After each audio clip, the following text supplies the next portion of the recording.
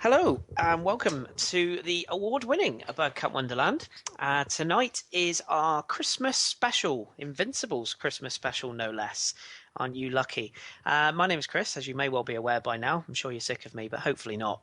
I will be hosting tonight, and joining me I have some very special guests. First of all, I'll introduce our producer, the tech brain of ABW. He's a nighttime dweller, a lovely fella. It's Danny the GFP. Hello, Danny. Oh, that was almost lyrical. Hello.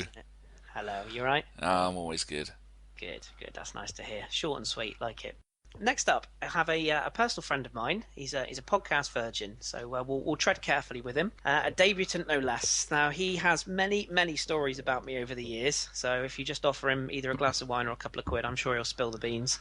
It's my good pal, Gaz. Evening, Gaz. How you doing, Chris? It will actually take less than that for me to tell a story. That's all right.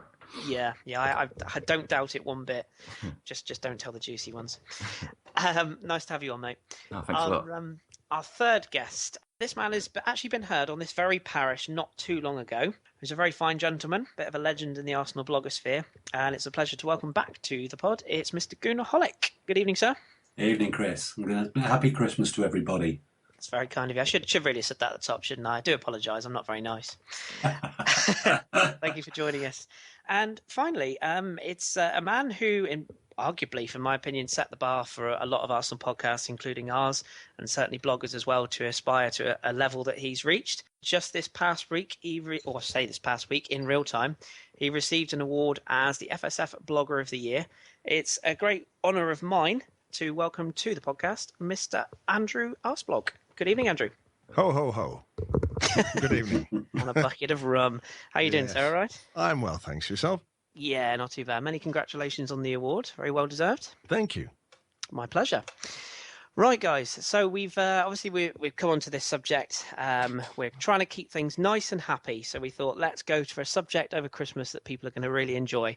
And I'm pretty sure we all enjoyed the Invincible 49 run. So that's what we're going to get chatting about. Now, what I want to do to just start this up is just to sort of get people nice and relaxed around the fire. I thought we could just share a couple of sort of memories and a little bit of a chat about sort of the start of this run, how it continued, some of the sort of certain moments that you might pick out. I'm going to come to Mr. Arsblog first, Andrew first, if I may. Mm-hmm. Andrew, if you can also just work into this, just give our listeners, anyone, I'm sure everyone knows who you are, but can you just give us an idea of what got you involved in sort of Arsenal podcasting and blogging, and then if you can sort of give us a couple of memories from the Invincible era as well. What got me involved was trying to figure out a way that I could become a web designer. I was living in Spain at the time, so I'd started Arsblog in February 2002, so it was a good first year. So I was still very much in the infancy of Arsblog. There was no podcasting at that point, but obviously the Invincible season, it was interesting because we had a lot of coverage actually over there in Spain. You could get a lot of the games on Canal Plus and all that kind of stuff. So it was relatively easy to keep up with most of the games over there. So yeah, it was interesting to see the season start the way it did and obviously transpire the way it did. And having recently relived it for the book that we did for Arsblog, it keeps things fresh in your mind. But I'm sure we'll come to many of the individual things now shortly. No, absolutely.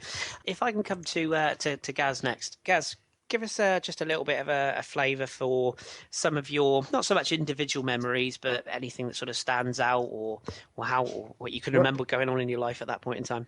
I was at university. To say my memories are hazy at best in parts of this time, but I was actually on a work placement at the time, working in a TV studio down in Plymouth, and I like Andrew said, I mean, we saw quite a lot of games, but obviously you didn't see, we didn't get the dodgy streams like we do nowadays, but we were, because there was a kind of such a rivalry between us and Man United at the time, it was either us or them on TV, it seemed back then, really, most Sundays or on the Monday Night Football.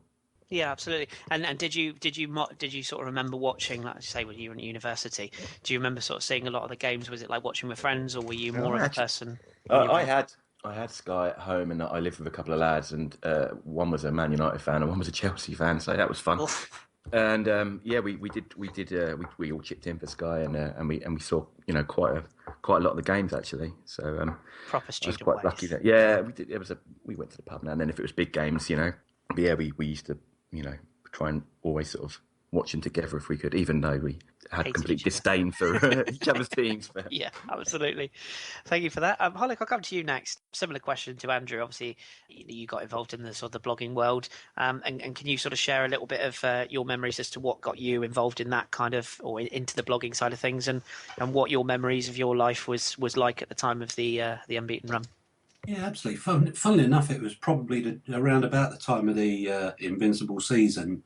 I started writing some history pieces for Arsenal Land. I don't know if you remember the site, but Darren, who ran it, lives down in Swindon as well. We were members of the supporters club down here, got chatting one night. And after a while, largely inspired by the other guest on the show tonight, I decided to give it a go myself. So that was how Goonerholic came into being, as it were. And you want memories of that Invincible season?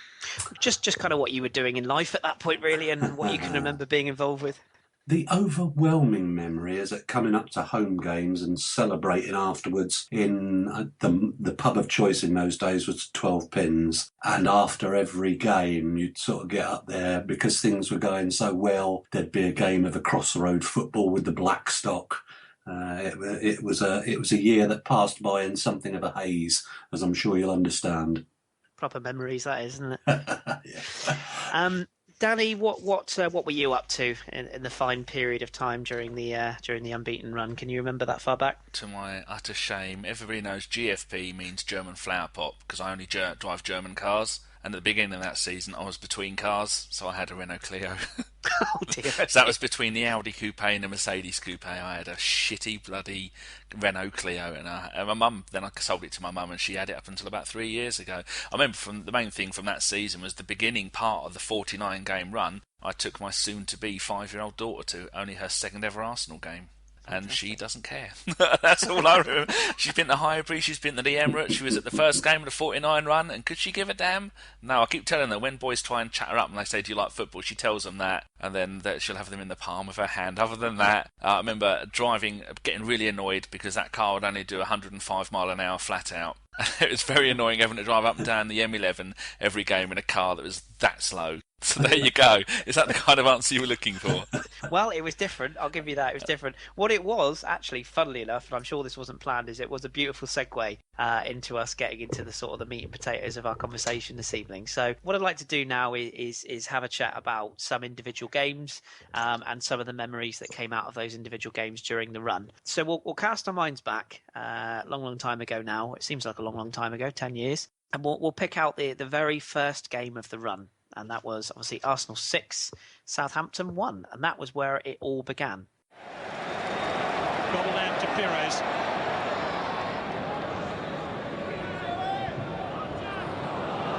Telfer couldn't help Pires. Fantastic! What a way to claim your hat-trick. Okay, so that was the clip from the Arsenal game, Arsenal 6, Southampton 1, the very first game at the start of this unbeaten run.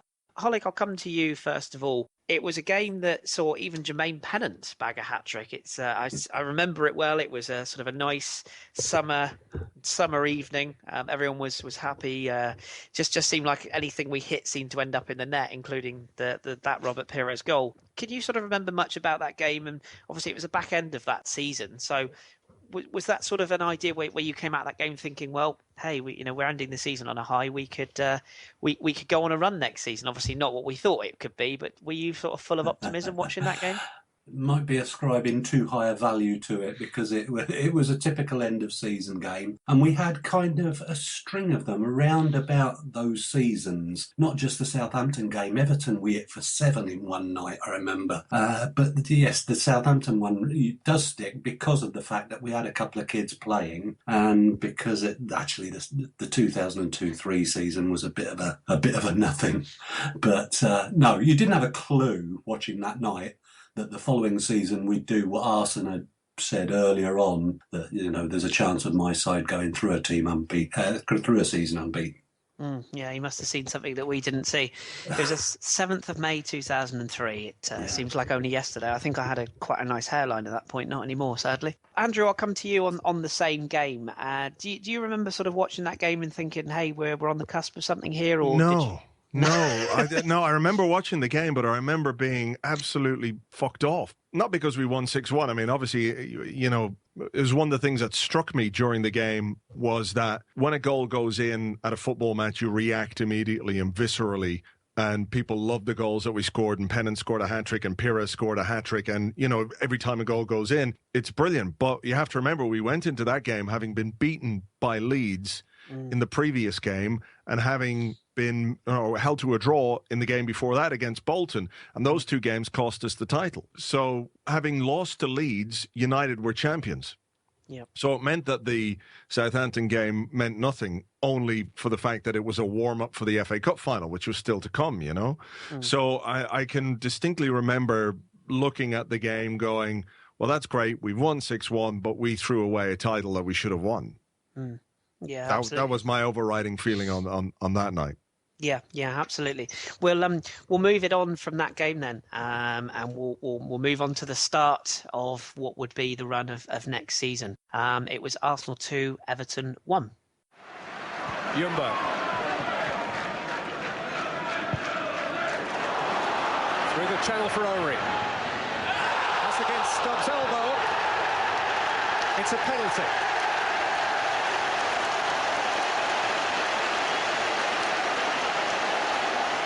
And Richard Wright now faces an old friend in Thierry Henry. And it's the Professional Footballers Association Player of the Year for last season is the first scorer for Arsenal at the beginning of this. So, Gaz, I'll come to you first on this one. Yeah. So, as we mentioned previously, the end of the season, we sort of had the crushing sort of end to it with regards to the league season, at least with the as Andrew mentioned, the defeated Leeds and costing us the title. We went into this game, we got a 2-1 win against Everton. Henry getting his first goal of the season. Things sort of fairly positive. The sun was shining. Everyone was, sort of thinking, we might do all right this year. What were your sort of memories coming off the back of that first game of the season? Yeah, I remember the game. I remember it being quite cagey at points as well. Didn't Sol Campbell get sent off in the first half as well? Is that right? Yeah. After about 20 minutes. Yeah. Oh, was it that early? Was it? Yeah. And I remember, it being cagey, and we were quite used to going down to 10 men, I suppose, back in those days, and still, managing to find a result. I remember the next day when the papers were having a go a bit about A, the disciplinary, and B, the fact that Henry took his shirt off for the celebration. Or something. Yes. He was telling me, did they say it was kind of, inciting the Everton fans? Because I think he did it right in front of them. Yep. Yeah, and that's all they could kind of report about, really, how bad disciplinary, and him doing that as well. That's my take from it. I don't remember an awful lot about, the style of football in the game. I remember it being just pretty cagey, really. Yeah, you're absolutely right that the memory was indeed of the shirt coming off seemed to be the abiding memory, which, as you say, who'd have thought the media would try and find a negative and a positive? I mean, that would so never... unlike them. Absolutely. Danny, I'll come to you. You mentioned that obviously you were at a couple of the games this season. Was this one of the games that you were at? And if not, why not? Yes, I certainly was. I went with my mate. When we played Everton in the Cup, and we had my mate Dean, who lives in Manchester with me, Jedi style on Twitter. He was at that game. Every Everton game he came to me with, even one where we beat them 7-0, and he was the only one shouting and screaming where we were because they'd made it into Europe for the first time in a long time. So I was at that game, and I remember that they had Richard Wright in goal, which is only a little while after he had left us. And the Una Stubbs, I'm just reading here, Una Stubbs handballed to give the penalty, which Henry scored. I think it said Stubbs, I'm sure it's Una Stubbs. That'll be Alan Stubbs, but yeah. I don't really remember much about the game, but I do remember thinking, this Jens Lehmann character, he seems half decent. Yeah. He looks like he's not going to take any grief off of anybody. And we played the 4-4-2. It says here, the days when we played 4-4-2. Back in the good old days, and I'm sure we'll come on to Mad Jens shortly. So obviously we'd had a fairly good start to the season. Just to sort of kind of rattle through some of the other fixtures during that period of time. So the Everton game, the 2-1, Middlesbrough away 4-0, which is clinical to say the least. We then went on to beat Villa 2-0, and then we had what was billed as a tricky-looking away game against Manchester City. Now, it certainly wasn't the Manchester City that we're accustomed to coming up against in the current era, but nevertheless, it was quite a tricky game. Will Tour. And David Seaman came out, and Youngberg's there. Freddie Youngberg bounces. Manchester City are livid with themselves. And Arsenal, who are 1-0 down, lead 2-1 at the City of Manchester Stadium. So, Andrew, I'll come to you on this one. It's a very, very vivid memory of this one, where it was the first game in the run where we had to come from behind, Lauren heading into his own net. And it was one of those games where you had the look of it and thought, oh, this is going to be sticky. Came from behind, got the win. Can you remember much from this game other than the fantastic yellow shirts that we displayed for the first time? I remember Lauren's face when he scored the own goal, all right. And it was just bizarre because he just sort of ran onto the ball and kind of just hit off his shins and went in. But I remember, of course, David Seaman was playing in goal for Manchester City. And I remember him just sticking a hand out mournfully as Freddie Ljungberg got what turned out to be our winning goal. And I remember his face, and obviously the Arsenal players knew him very, very well. But, it was good to score past him. Because I was sort of the feeling that he probably should have just called it a day when he left us. Yeah. And I think Arsene Wenger wanted him to come onto the coaching staff, and he wanted to play on. I think eventually he retired midway through the season. Yeah. So, not that I have any ill feeling towards David Seaman at all, but, when it comes right down to it, regardless of all the brilliant stuff that he did for us, you still want to score past him. So, yeah, it was good. But obviously, you're right. It's not the same Manchester City. It was, Sibierski and Michael Tarna and Sun Ji-hai and those kind of guys. I think Anelka played as well that day. Yeah. So that was another former gunner we had to face. Wasn't Robbie Fowler in their team at that point as well? He was, yeah. Crikey, how things have changed, eh? Come back to you, Danny, for this game as well. As Andrew mentioned there, we were playing against our former goalkeeper. I know you're a massive fan of Big Dave. Oh, I love him.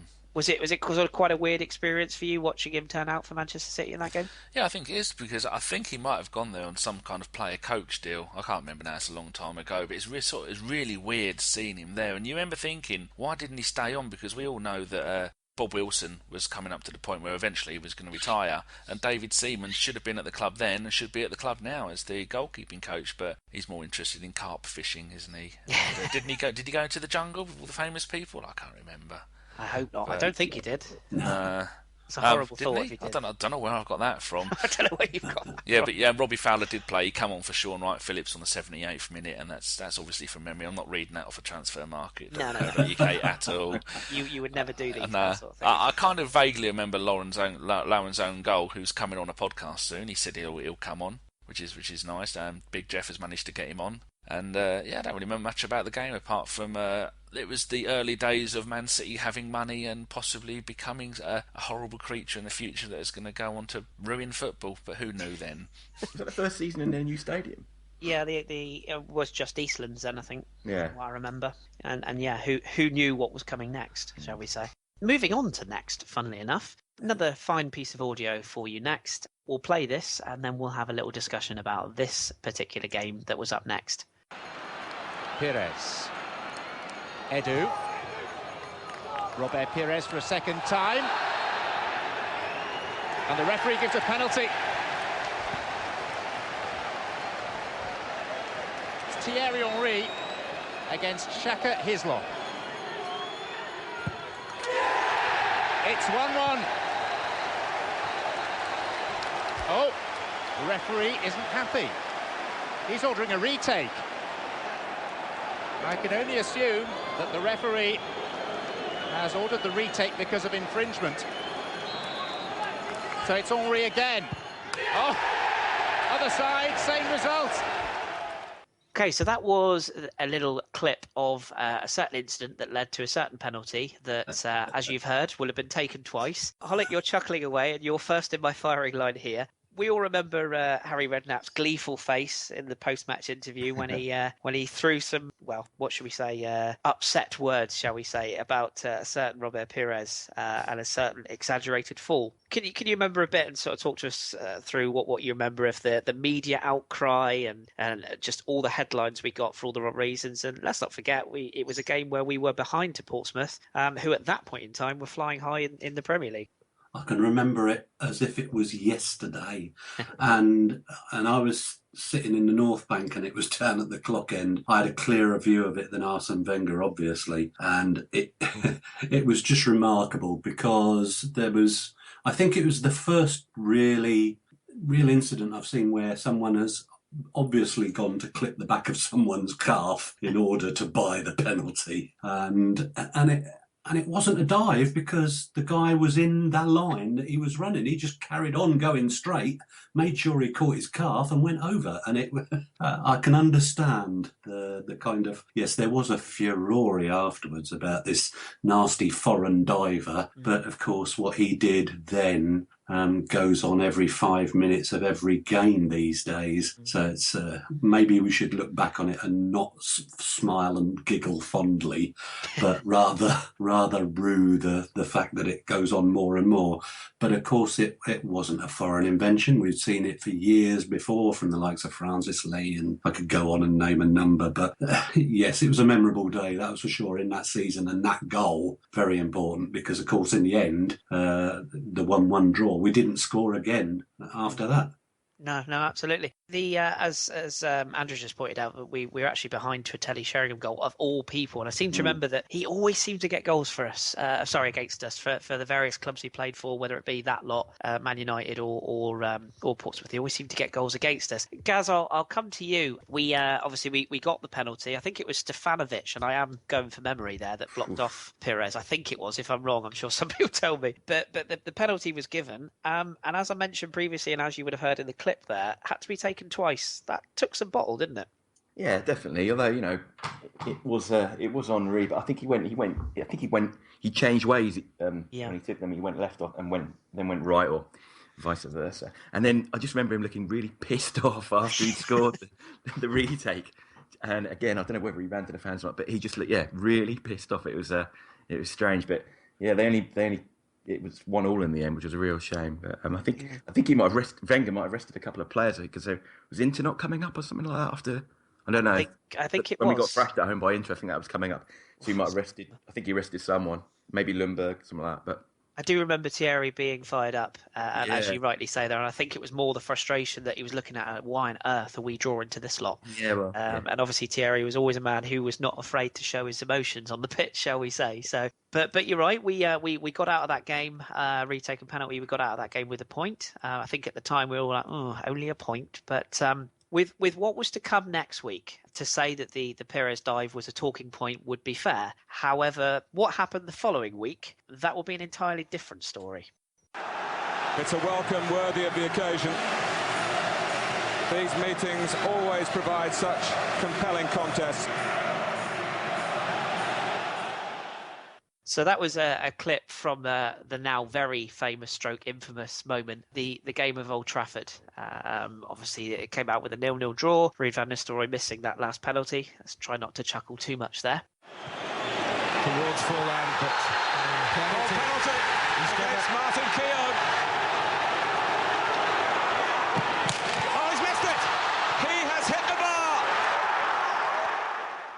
Andrew, I'll come to you firstly on this game. I remember reading parts of your blog and the podcast at the time, all the sort of things that were being talked about, all the mud that was being slung. There was talk of the Battle of Old Trafford Mark II, and it was all kicking off. And there was a lot of FA charges that went round. What sort of memories do you have of both the game and the aftermath? The game itself, I don't really remember a great deal about, to be perfectly honest, other than Van Nistelrooy being involved in an incident which saw Vieira get sent off, and that obviously sparked a lot of ill feeling because pretty much everybody hated Van Nistelrooy. Regardless, even if he was in the right, you could still hate him, and he wasn't in the right that day. He was doing his usual stuff of getting involved with the referee and the way he reacted to Vieira kicking out his leg brought about a second yellow, and so tensions were high. And then when they got the penalty in the last minute, I think it was Forlan went down under a challenge from Martin Keown, and you're looking at it, and I think it was maybe the first time Jens had faced a penalty since he joined, and he did this like Space Invaders shit up and down the line. Remember, nobody had really seen an Arsenal goalkeeper do that before. He'd like charge back and forth, and he's waving his arms, and then of course he hits the bar, and then it was just brilliant. It was fantastic. Keown was like up all over him, and then it was kicking off, and then Lauren, I remember there's a brilliant picture, you can see it somewhere, where Lauren has his hand around Phil Neville's throat, and the look of sheer terror in Phil Neville's face is worth every single FA charge and every ban and every fine that we got. And I do think that it was a really important moment in the season, because had United beaten us then, having nicked the title off us at the end of the previous season, it could have been really quite damaging. Instead, we got away with it. Let's be fair. We got away with it with him missing the penalty. Then we had this scrap, and I think there's a consolidation, this team spirit. And I spoke when I was doing my book. I spoke with a couple of players, but I spoke with Graham Stack in particular. He was the reserve goalkeeper for most of that season, and he spoke specifically about the spirit and the characters that were in that team. And I think that day was very, very important for the way the team bonded for the rest of the season, because they got absolutely destroyed by the media, destroyed by the FA. There were all kinds of fines and all kinds of punishments handed out, but all that did was galvanize the team's spirit. So it was brilliant. And of course, we have that picture of Phil Neville being choked by Lauren, looking like his eyes are going to pop right out of his head. Just the sheer terror in his face is marvelous, and something I'll never forget. Absolutely. I mean, who doesn't want to choke Phil Neville? Exactly. or any other United player at the time, for that matter. But perfectly summed up, brilliant. Danny, I can think of no one better to come to when I'll just say a couple of words to you. I'll say Martin Keown's face. Would you mind just giving us a few thoughts on your immediate reaction to that incident after the penalty? If you had to take a screen grab of any one moment in an Arsenal game where there wasn't a goal involved, like a celebration of a goal, that of Martin Keown being 14 foot in the air, looking about 12 foot tall, and poor old Van Nistelrooy looking like he's about to shit himself, that is something that all Arsenal fans should have as a life-size picture. They made a T-shirt of it. Yes, it did. Yeah. Not big enough. No, I want a tent of it. But I'm just looking at the lineups. You had Keane.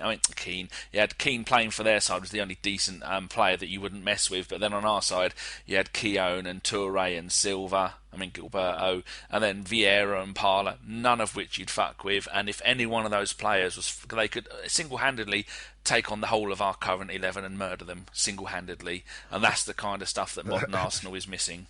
Yeah, no, absolutely. Holic, I'll come to you on the same game.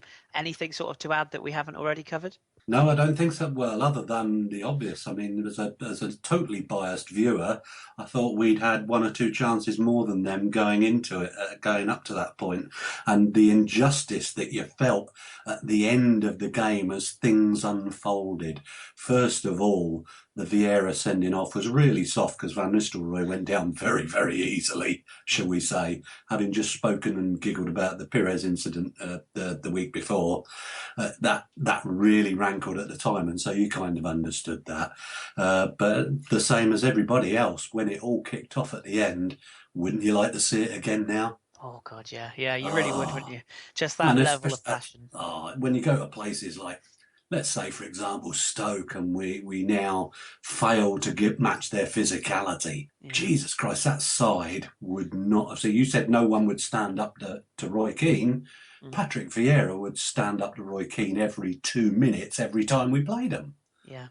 I remember one specific memory of sort of around about that period where a lot of teams, I'm sure we'll come to this later in the sort of the summer, but teams that said that they were beaten by us in the tunnel. They just looked at the players, they looked opposite and thought, crikey, lads, we're in for a long day here. And that didn't happen.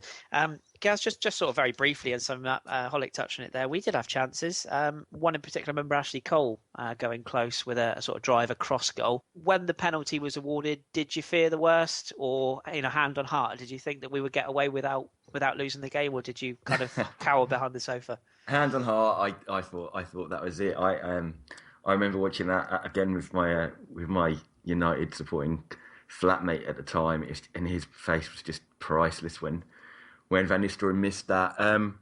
Just to touch again on what Holic and Andrew both said about galvanising the team, it was a bit like the original fight at Old Trafford in 91, was it, when Limpar scored? He won 1-0 up there, and that seemed to galvanise the team. There was a fight. We got docked 2 points, if you remember. United got docked a point, and then it seemed to, that injustice seemed to bring the team together. So it was very much like that, I thought. Yeah, absolutely. Good memories. From that game, part of the galvanisation period, if that's a word, I've made it up. We then went to we played Newcastle at Highbury on the 26th of September 2003, a 3-2 win. From there, we went to Anfield on the 4th of October 2003, where this happened. Here they are, taking the game to Liverpool. Pires. Oh, what a shot! It's a fabulous goal from Robert Pires. It was in from the moment he hit it. And it's Liverpool 1, Arsenal 2. What a goal. That was a clip from Anfield from that game where, well, obviously Bobby came up trumps. I was watching back, doing some research for this pod this morning, and it never fails to bring the hairs on the back of the neck to a fine point, shall we say. Andrew, I know, like me, you've got a little bit of a spot that gets you weak at the knees when talking about Robert Pires. So I'll let you just go for gold really on that goal. It was a weird day because I don't think we played that well that day. That was the thing. We didn't play particularly well, but that goal, there was an element of a little bit of good luck to it because I think Edu was involved in a challenge, and the ball got either stuck under his feet or somebody else's feet, and it just rebounded back into his path just before he played it to Pires. But sort of picking it up on the inside left, he cut inside and just hit a curler. And you know what's amazing about the goal is you look at it and go, why don't people do that more often? He made it look so simple. It's obviously not simple. It's obviously a really difficult thing to do because you don't see it happening. But when it goes in, you're going, oh yeah, all right, that's how you do it. You just kind of curl it 8 feet outside the post and watch it come back in. Why doesn't people should do that all the time? And it was just a fantastic Pires goal because he was capable of that. And he was also capable of scuffing one in from 6 feet. He was there for a rebound or what have you. And that was the beauty of Robert Pires as a player. But, to go to Anfield and I think, did we come from behind? I can't quite remember now at this point. Yeah, I think Kewell had scored. Yeah, Harry was Kewell, it? Yeah, Harry Kewell and Edu equalised. Yeah. No, Edu got the win, didn't it? What did Pires Your own goal was Pires- equaliser. Yeah, and Pires got the winner. And there was about maybe 20, 25 minutes to go when he scored that goal. But, the thing about Arsenal, that point was that you knew that they were capable of hanging on, that there was just so much desire in the team that, it was fantastic. And it was a beautiful goal. And I think, again, after what happened at Old Trafford, what happened there, that kicked the team on to do better things. Yeah, no, absolutely. Perfectly put. From there, we progressed on to wins at home to Chelsea. That's always nice. That was a 2-1 victory. We then drew away at Charlton 1-1. We then came to a game which I've picked out just purely for one piece of commentary that I absolutely love. So we'll have a listen to that. Patty's lost out here to Henry. And here comes the Arsenal sprint relay squad again. Bergkamp to Parler. 3 more up with him. This is Dennis Bergkamp. Hits the post. Thierry Henry, 3-0.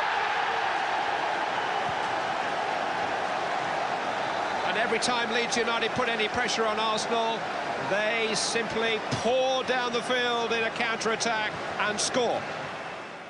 Holic, I'll come to you. This game was Leeds were in a. I don't know if you remember this far back, probably just about, but they were a little bit of a mess at the time financially. There was a lot of things going on there. They were a club that was selling off their best assets and really asset stripping, I suppose you'd call it. The one piece that I love in the commentary is where the commentator uses the line, "Here come the Arsenal sprint relay squad again." And I thought it was a perfect line to sum up just how good this team were, whether it be in possession going forward or whether it be hitting teams on the counter-attack. And the Henry breakaway goal in particular from that game was just a thing of beauty as far as pace goes.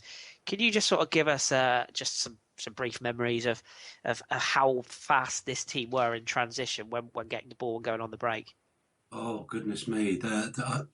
The best thing of all was to sit there and watch them. So when they would sit back, soak up any sort of amount of pressure that they could. And then within 2 to 3 passes, they would be looking for an attempt on goal again. And usually it would be defender gives it to Vieira, gives it to Dennis Bergkamp, gives it to Thierry Henry, pick that out of the back of the net. And it's something that we kind of miss largely these days, because nowadays we tend to look to keep possession with lots of square passes, backward passes, bring people out of defence, then try and chip something in, and you don't see this current transformation then from defence to attack in just basically 2 or 3 passes and through 2 or 3 people. But we had the players who understood that system perfectly. And like you say, that day at Leeds, it was like a number of trips to Leeds around about the time where we beat them very easily by doing the same thing. There are some lessons for Arsenal from what we did to Leeds in those years. Yeah, absolutely. Brilliant memories. I just distinctly remember watching that game and just being in awe. And I remember telling to my flatmate at the time and just saying, this team, I've seen a few teams over the years, but this team have got everything. They really did have everything. Oh, and later in the season, we kind of had another tactic where we would get Freddie Ljungberg, for example, suddenly bursting through from the middle that nobody expected to be there. Yes. And again, Bergkamp would find him, but I'm sure we'll come on to that. Yes, indeed. Changing tactics in a game. Who'd have thought? We'll come on to Danny. I'll come to you next. I'd like to play this piece of audio from the next fixture, which was against a team that, I don't really need to say their names, do they? Let's just call them the blokes up the road. Bergkamp. Canu. Ljungberg is free to his left. 3 waiting in the centre. It's Freddie Ljungberg. It's deflected. Frederick Ljungberg, with the help of a outrageous deflection, puts Arsenal in front for the first time. That's a clip of audio of Ljungberg's winner. So, Danny, I'll come to you. Freddie Ljungberg got the winner. It's the first North London derby in this run. More on the others later. As I say, Freddie got the winner. The one thing that really, again, comes through loud and clear, particularly on the audio clip there, the roar of the Highbury crowd. It's something that, whether you're sort of pro or anti the Emirates, it's something that we just don't hear anymore for whatever reason, or very rarely. The fans were at their height of passion. Obviously, it's a North London derby, you'd expect that, but that roar was just something else. And the feeling that we didn't play very well, but we got the victory. Can you sort of talk us through what your memories were of that first North London derby in this run? Well, I don't know how everyone's managing to remember all this stuff from a decade ago. I'm not sure about anything ever. I mean, I don't know if it's because I've been to so many games over the years, but I have to keep looking at the transfer market page, and it says, like you just said, that Anderton scored first, and then Ljungberg got the winner, and Perez got his, and I don't remember anything about the game. And I'm just seeing here that Kanu played up front. That must have been one of the few games of that season that he actually got a game, because he kind of started that many games that season. I'll refresh your memory. It was a deflected Freddie Ljungberg goal that got the winner, which looped up over Casey Keller, no less, if you remember that far back. But seeing as Danny can't remember very well. See, what I've been doing is looking on YouTube and then trying to find them and then jogging my memory. But as usual, I can't find anything on here. It's just so hard. They need to go on there and reorganise it all. But every game against Spurs was just massive. Yeah, I'm just checking that I was at that game. Yep, I was there. It was the 14th game of the run, the 8th of November. I was Brilliant. there, and I remember nothing apart from that. We beat them again. So he was there and he doesn't even remember anything. It's disgraceful, isn't it? Andrew, I'll come back to you, obviously, with North London derbies. They're always special.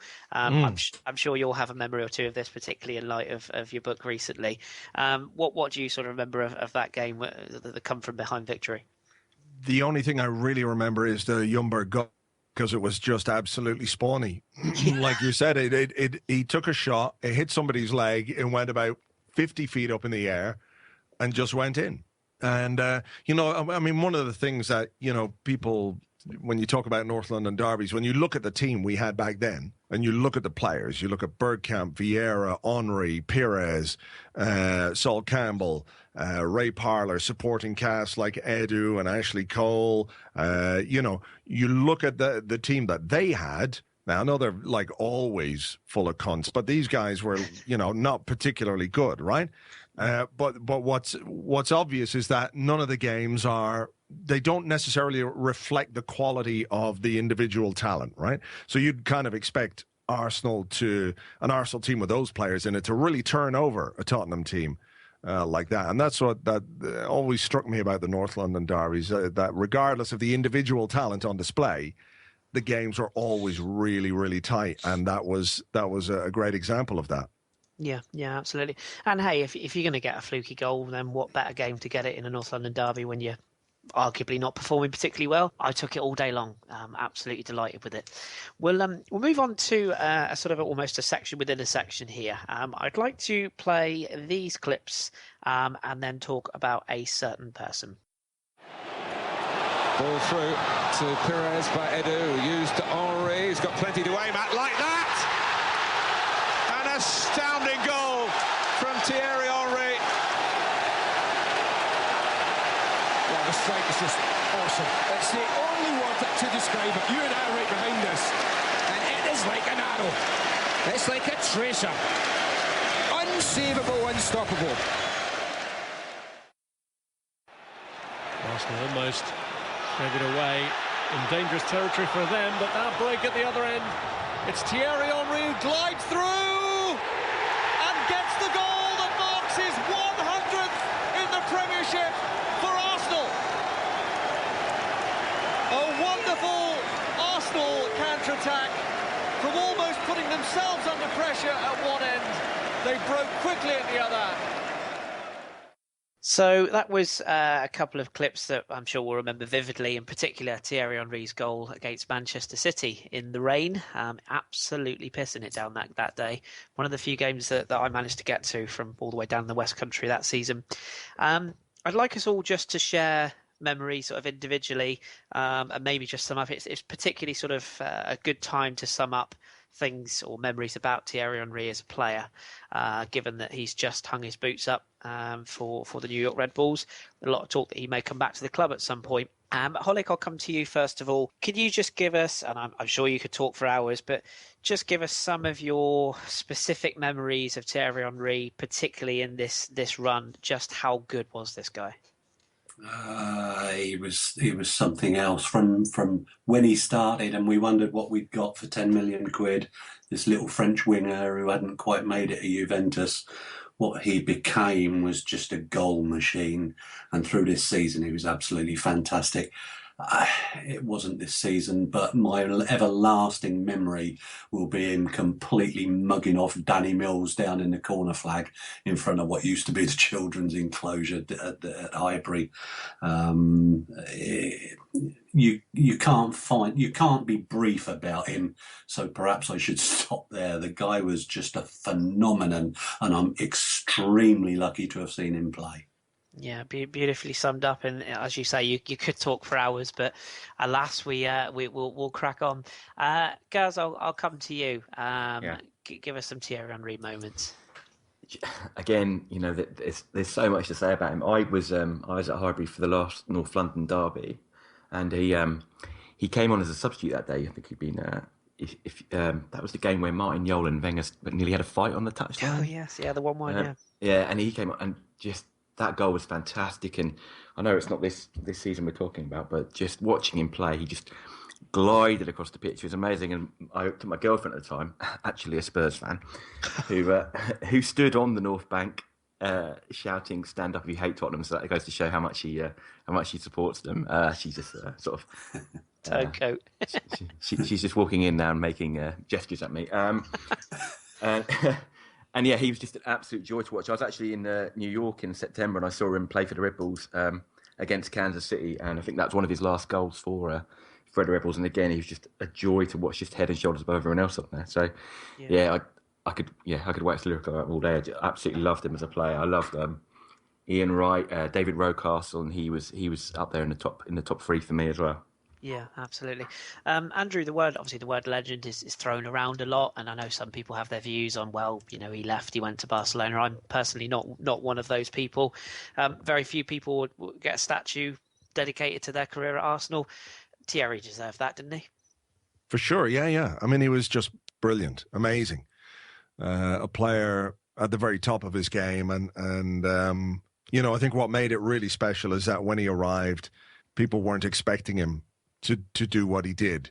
We thought maybe we might be getting a reasonable replacement for Anelka, who, if you remember, when he left, everybody rated hugely because he was a fantastic player. I think had Anelka had the right kind of people around him or the right mentality himself, he could have been a much, much better player and a much more prolific goal scorer than he was. And, Anelka had gone off to Real Madrid, and we were thinking, well, can he do it? And it didn't look like it at first.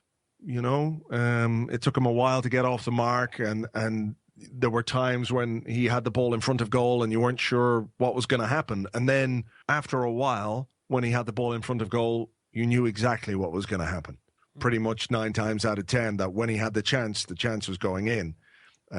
So it was just, a remarkable piece of business, and it's difficult to say he's the best ever Arsenal player because, every player has different qualities and what have you, but certainly the impact that he made was just amazing. It's just, and on that season and other seasons too. So, he was brilliant. And, if you couldn't love watching Thierry Henry, then, I don't know what's wrong with you. Dead inside. Yeah. I've obviously taken quite a big chunk out of the season then, but we had gone on, obviously clearly an unbeaten run, but we picked up points against Birmingham. We had draws against Fulham and Leicester, beating Blackburn, drawing at Bolton, beating Wolves, Southampton and Everton, drawing away there, Middlesbrough winning, Villa winning, and then it was the Manchester City game, which we got the audio clip from there, was the Henry goal, cutting inside and drilling it, and remember him sort of sliding in towards the crowd, absolutely soaked. Just a huge outpouring of emotion when the ball hit the net. I believe it's the 83rd minute that he got the winner. Danny is our resident stats guy. I'll give you your chance to talk about Thierry Henry. During the unbeaten 49 run, 48 starts, 39 goals, 21 assists. It's not bad, is it? Well, that was his best season goal scoring wise, the actual 03-04 season.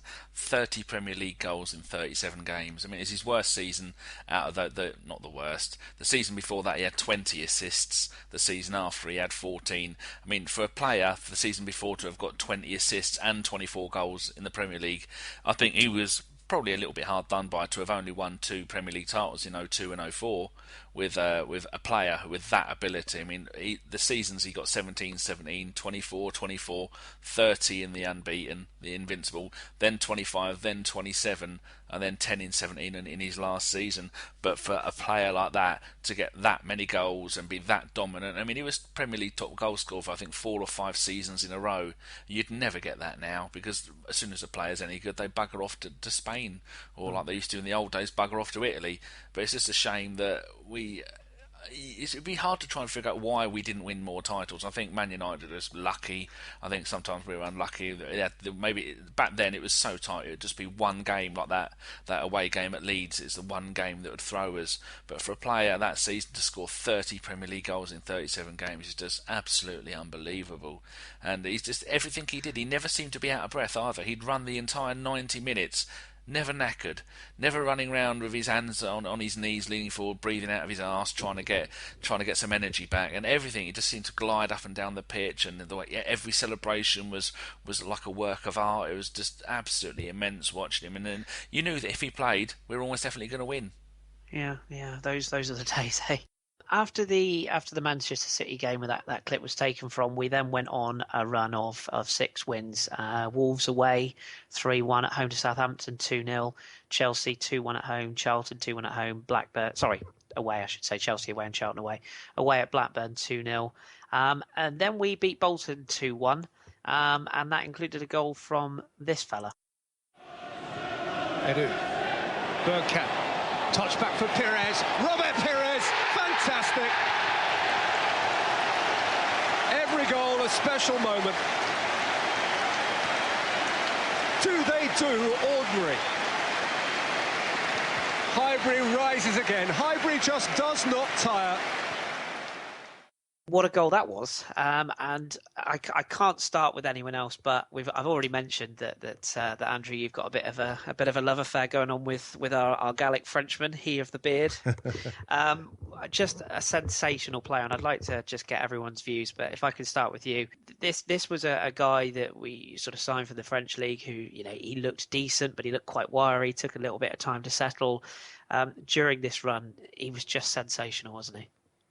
Yeah, I mean, I remember I think I was on holidays in Spain around the time that we were rumored to be signing him. I remember sitting in an internet cafe. Remember they had those things back then. And I was reading Arseweb at the time, and they had their famous newsreel. I don't know if people remember that, but it was basically between us and Real Madrid as to who he was going to sign for. And Pires has got, I think it's a Spanish mother and a Portuguese father. And Real Madrid obviously had, what a reputation, what a team and what a club they are.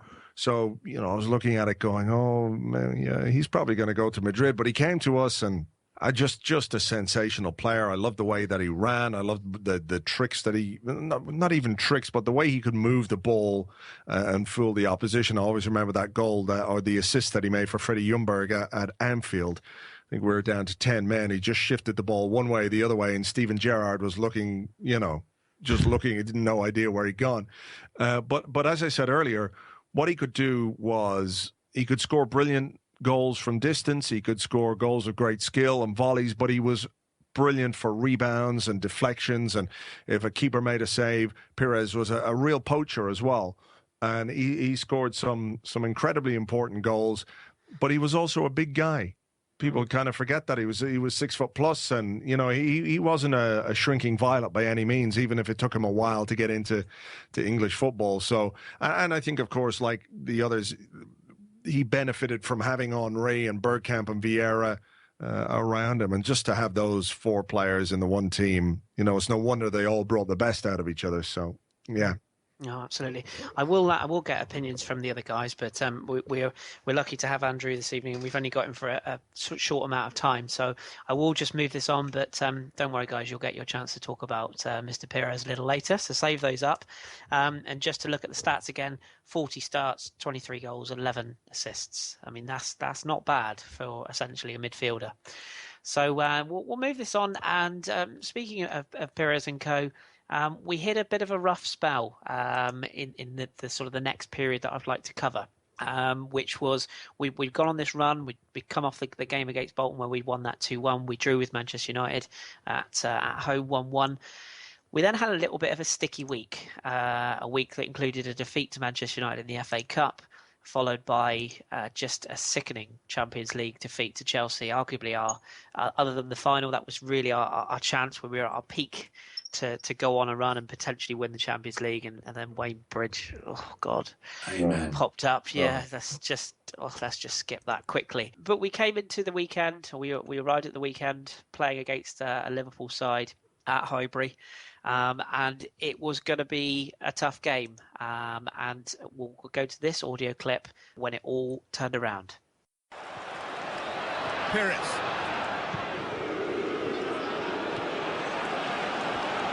Better for Henry. Running at Harman and away from him. And running at Carragher and away from him.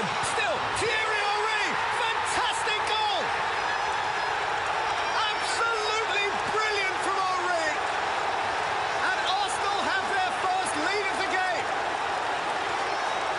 A simply sensational solo effort from the top man.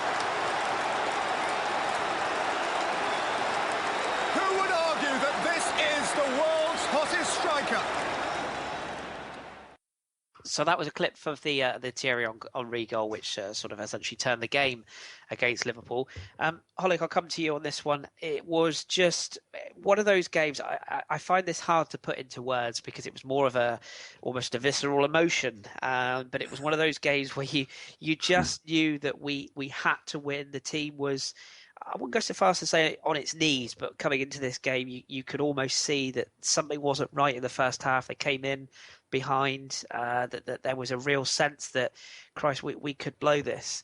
And something happened at half-time. What that is, who knows? But the team came out and the turnaround was just incredible. And the feeling when that turnaround was complete. Can you give us some thoughts on that day? Oh, you're absolutely. I can. Strangely enough, it was one of the games I didn't see. And I don't know if you remember, underneath the lower tier of the North Bank, there was a bar where they used to have bands before half-time, before the game, and then they used to have a competition in there as well, where you'd get people up to answer quiz questions. Well, I think it was I can't remember what the game exactly, but just before Liverpool, there was a game where I ended up on the bar, won the quiz, won 2 tickets to Liverpool, and I couldn't go. So I gave them to mates and watched the game. I remember watching the game at home, but I can't remember why I had to be at home. But the emotions that I went through that day, because I'd been to the United game, I'd been to the Chelsea game, and you can't imagine how low we all were. Well, you can because you were there, but it was bitter. And at half-time, 2-1 down at home to Liverpool, you're just thinking, this is it. It's falling apart. If you remember, like the fever pitch theme. I was just going to say that. If life is shit because Arsenal is shit, or is it the other way around? The other way around, yeah. That's absolutely. exactly the feeling we had at half-time that day. And then Thierry Henry almost single-handedly came out in the second half.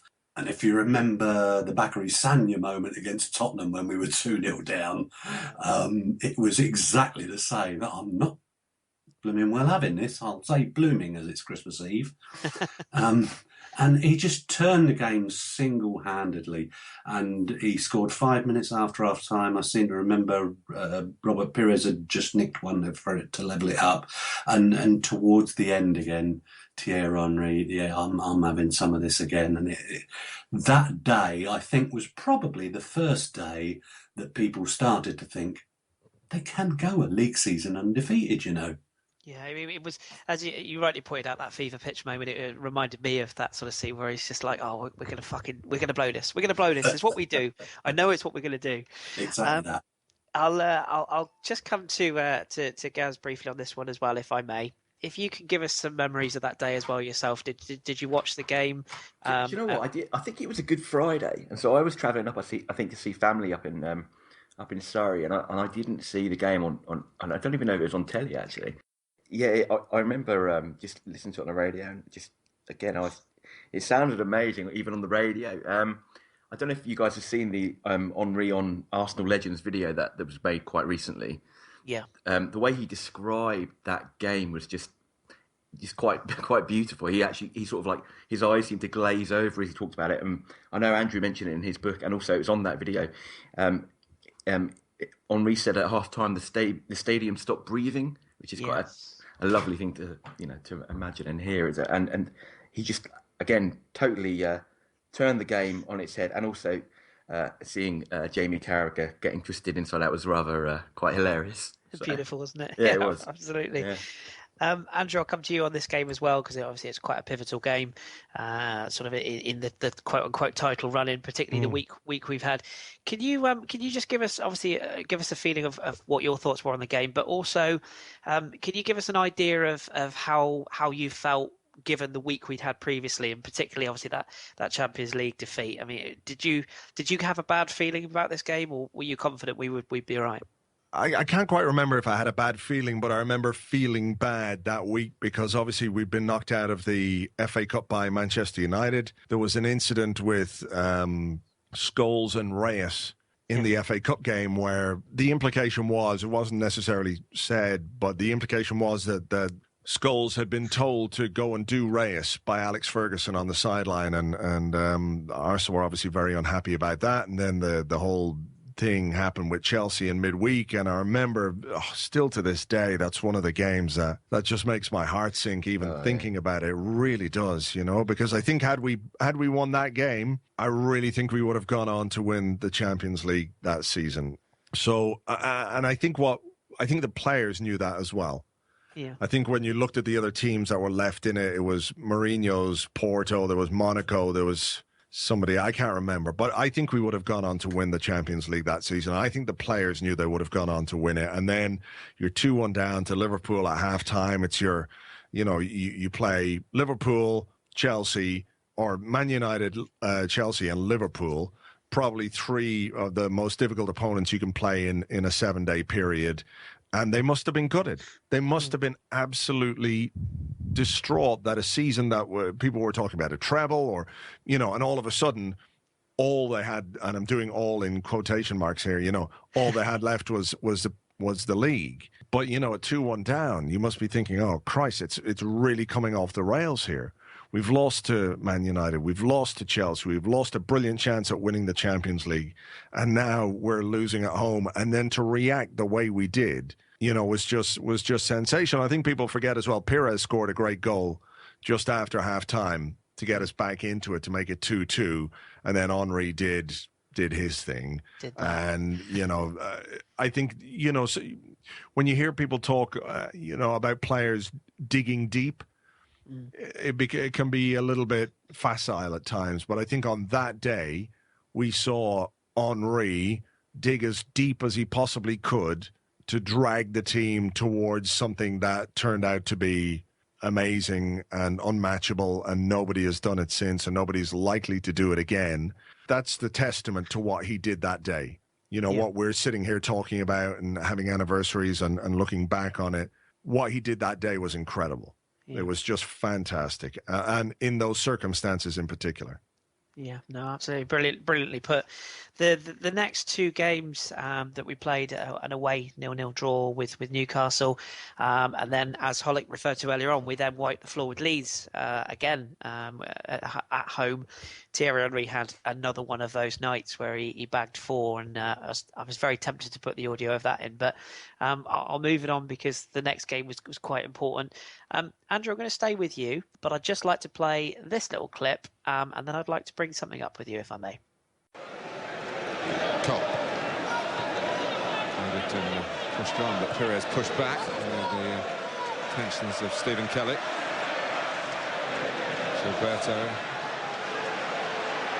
as the conductor centre stage. Bergkamp, Vieira, for Pires. What a goal. What you're seeing here is what we've seen all season. The sheer class of Arsenal. Masterclass doesn't do it justice. Football from another planet.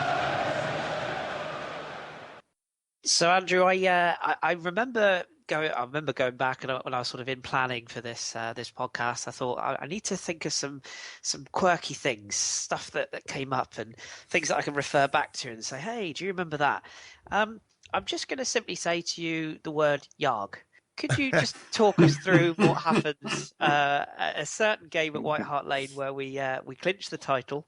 But I'd like to hear more about Yarg. So could you give us a little bit of a heads up on that one?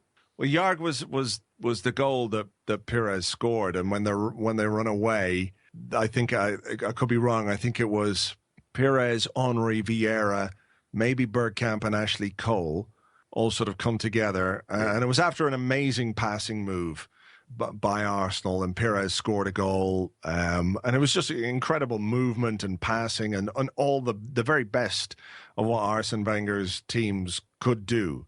And somebody just went, yeah, and it was just picked up on the mic, and it just suited the moment absolutely. I think that put us 2-0 up.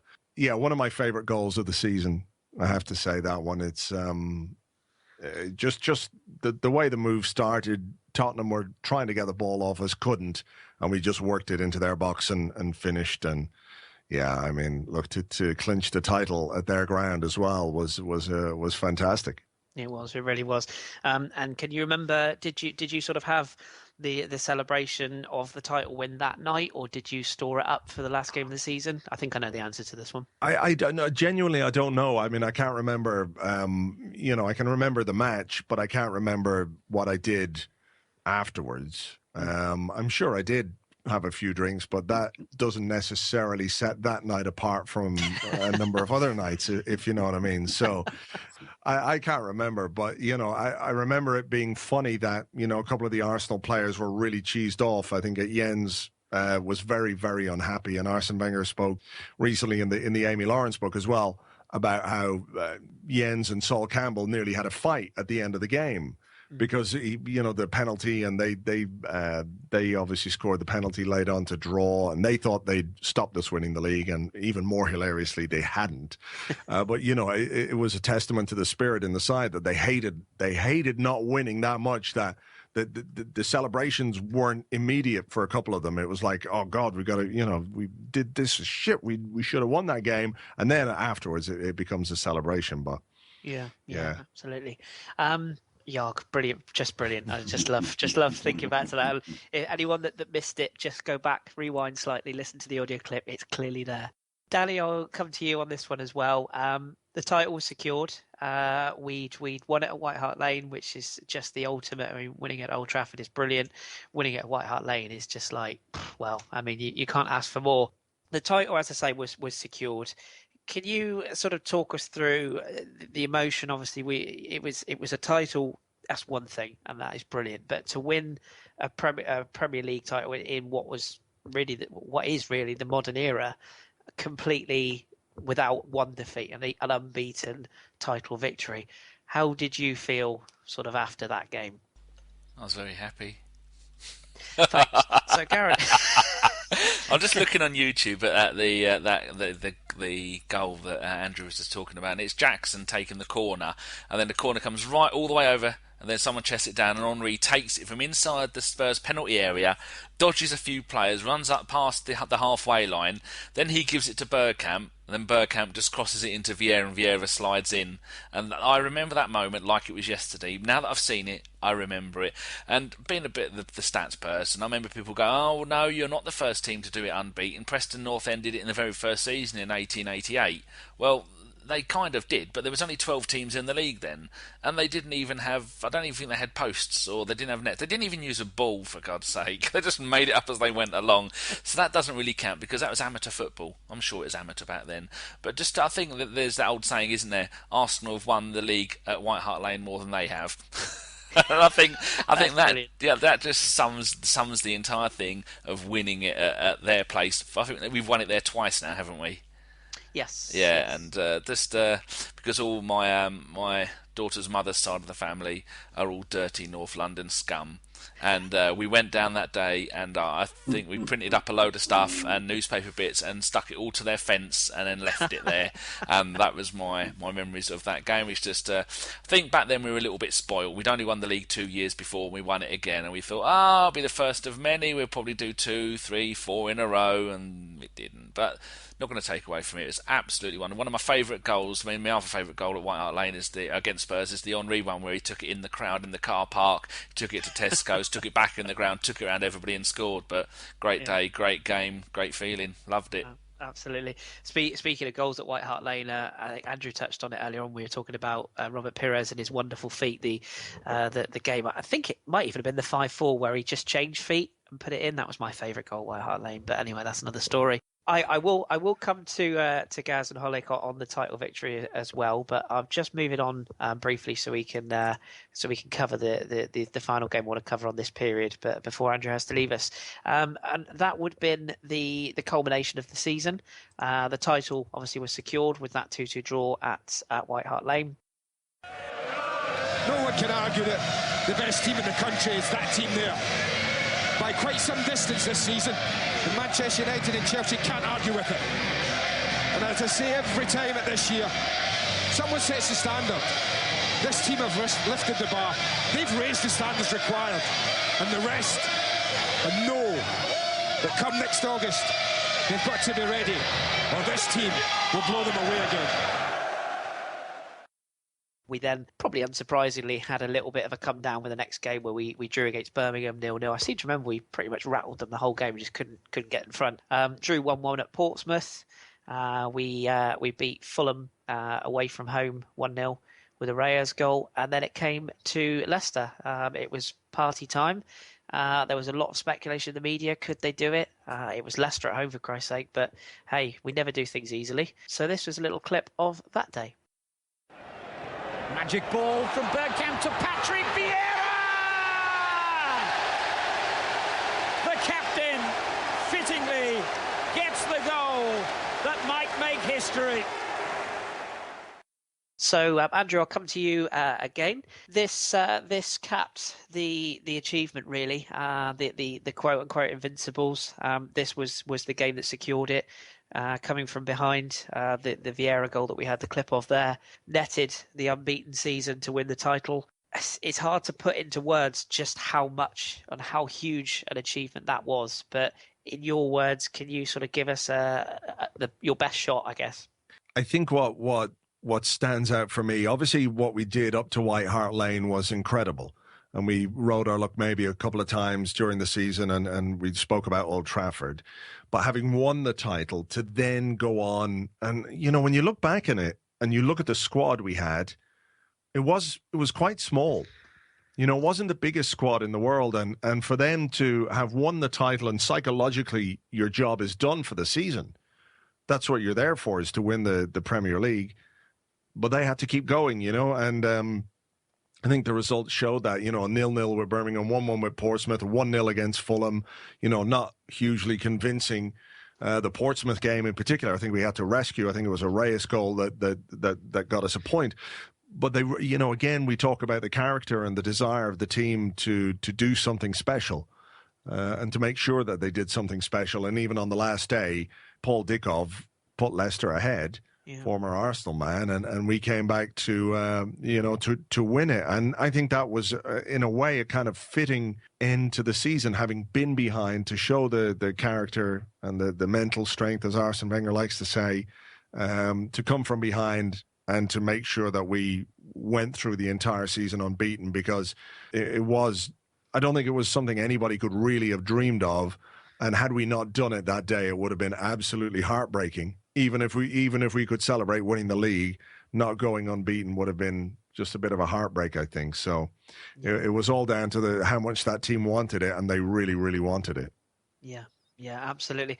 It was just, I mean, as you say, it is really hard to put it into words, but I think you summed it up perfectly there. A nice segue. Andrew, I know you need to leave us now, and I just want to say, so on behalf of myself, at the risk of sounding a little bit of a melt,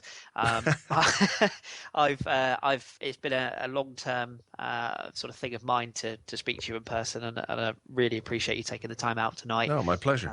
I think Gaz is the same. We've long been fanboys of yourself, and I think Danny would probably say as well that people like yourself have paved the way for podcasts such as ours. The man who invented the Arsenal podcast. There you go. I couldn't say it any better myself. But I'd like you just to, if you wouldn't mind letting the listeners know, you have a certain book/audio book out, which goes into a lot more detail than we have tonight, and is a thoroughly good read, or in my case, because I'm lazy, listen. If you could just give us an idea of the book, where people can buy it or download it, and anything else that you want to plug just before you leave us. Well, I mean, the book is about the unbeaten season. It's written by myself and Andrew Allen, who works on Arseblog News with me. It's called Together, the Story of Arsenal's Unbeaten Season. And we go from the summer of 2003 all the way through to May.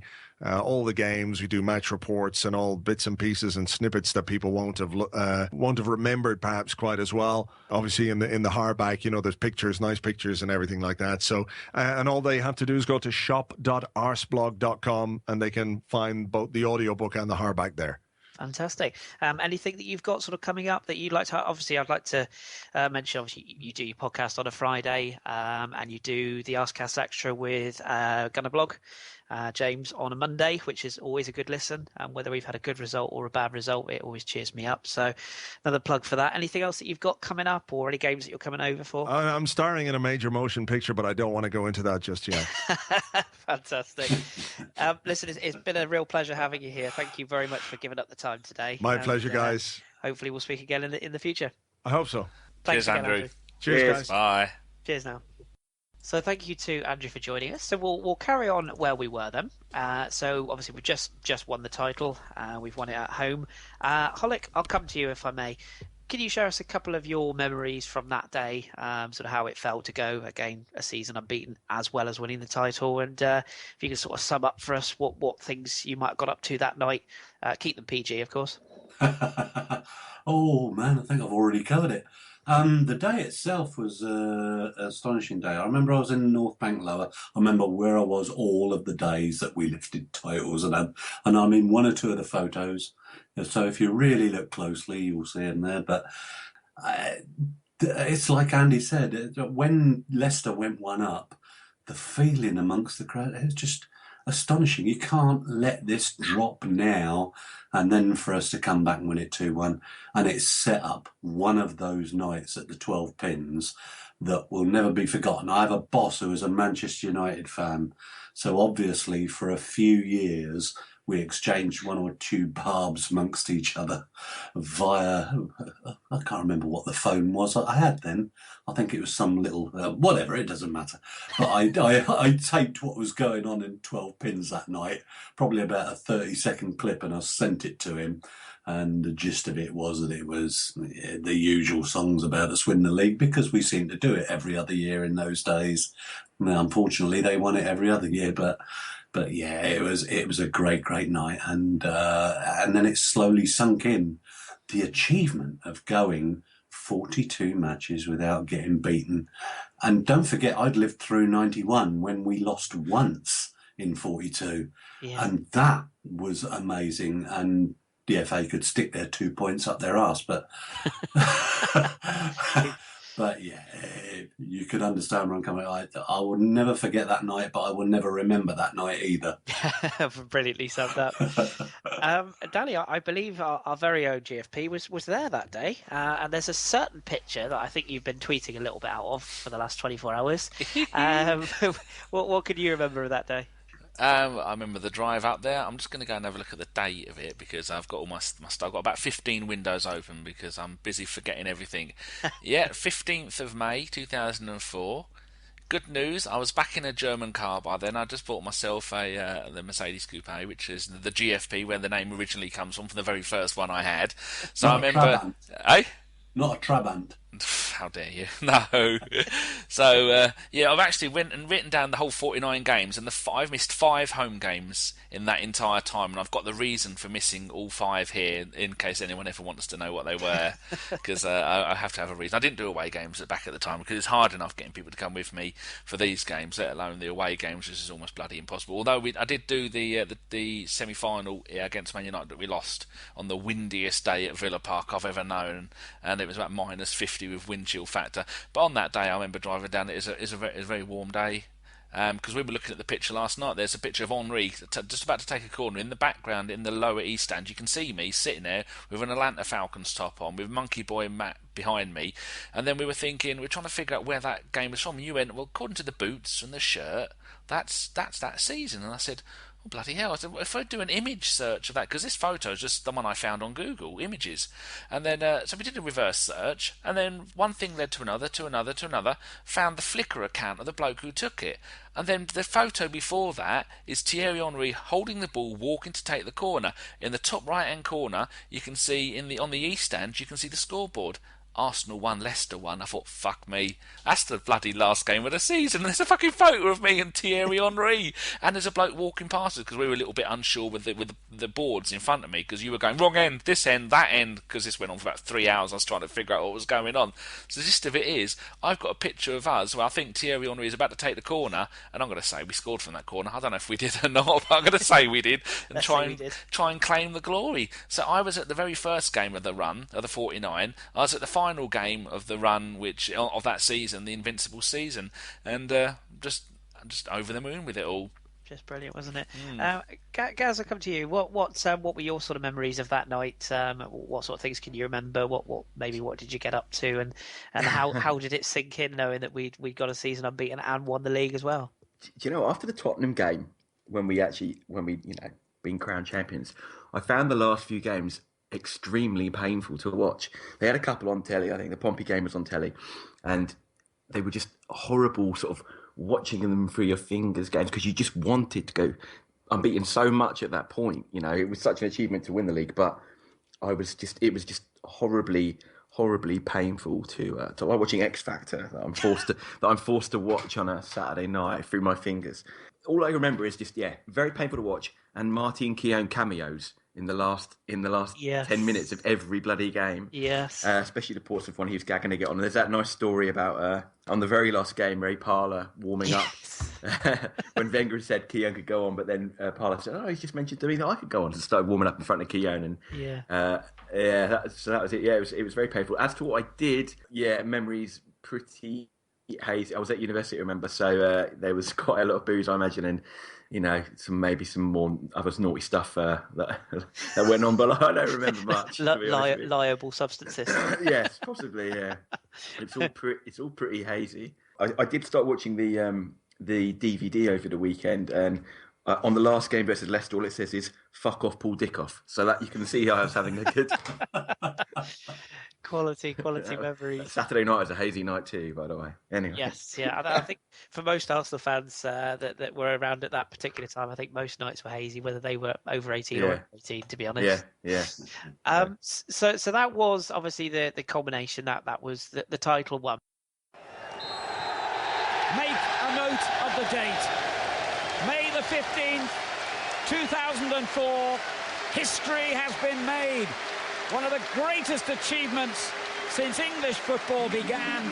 Arsenal have gone through an entire league campaign without losing. The first time it's happened for over 100 years. Played 38, won 26, drawn 12, lost exactly none. We all went off our merry way in the summer. It was hard to know how we could better that, but I think everyone came back. I certainly did with the next part of the season, thinking, right, we go again. There was a real sort of drive and determination for us to go on and take this team to another level and say, right, we're gonna lay down markers basically.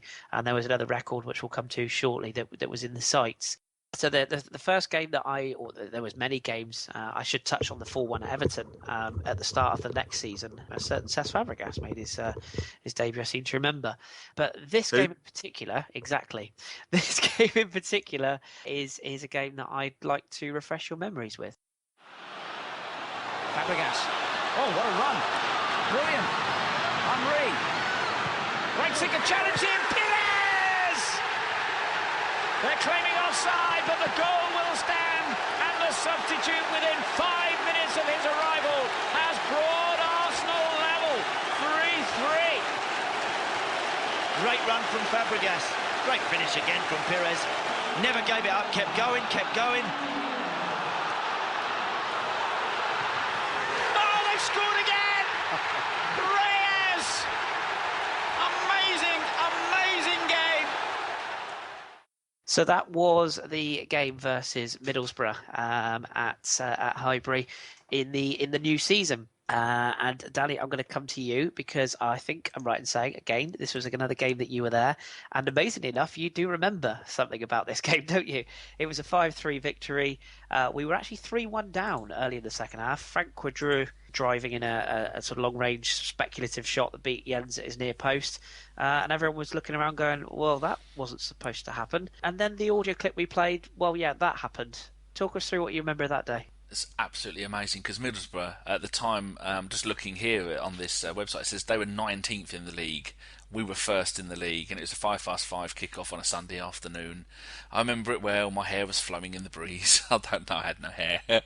And then, so Henry scored first with the much underrated Jose Antonio Reyes, who had a hell of a season then, who was very instrumental in so much stuff that we did that season. And then Joseph Desiree Job scored in the 43rd minute because we went 1-0 up with Henry in the 25th.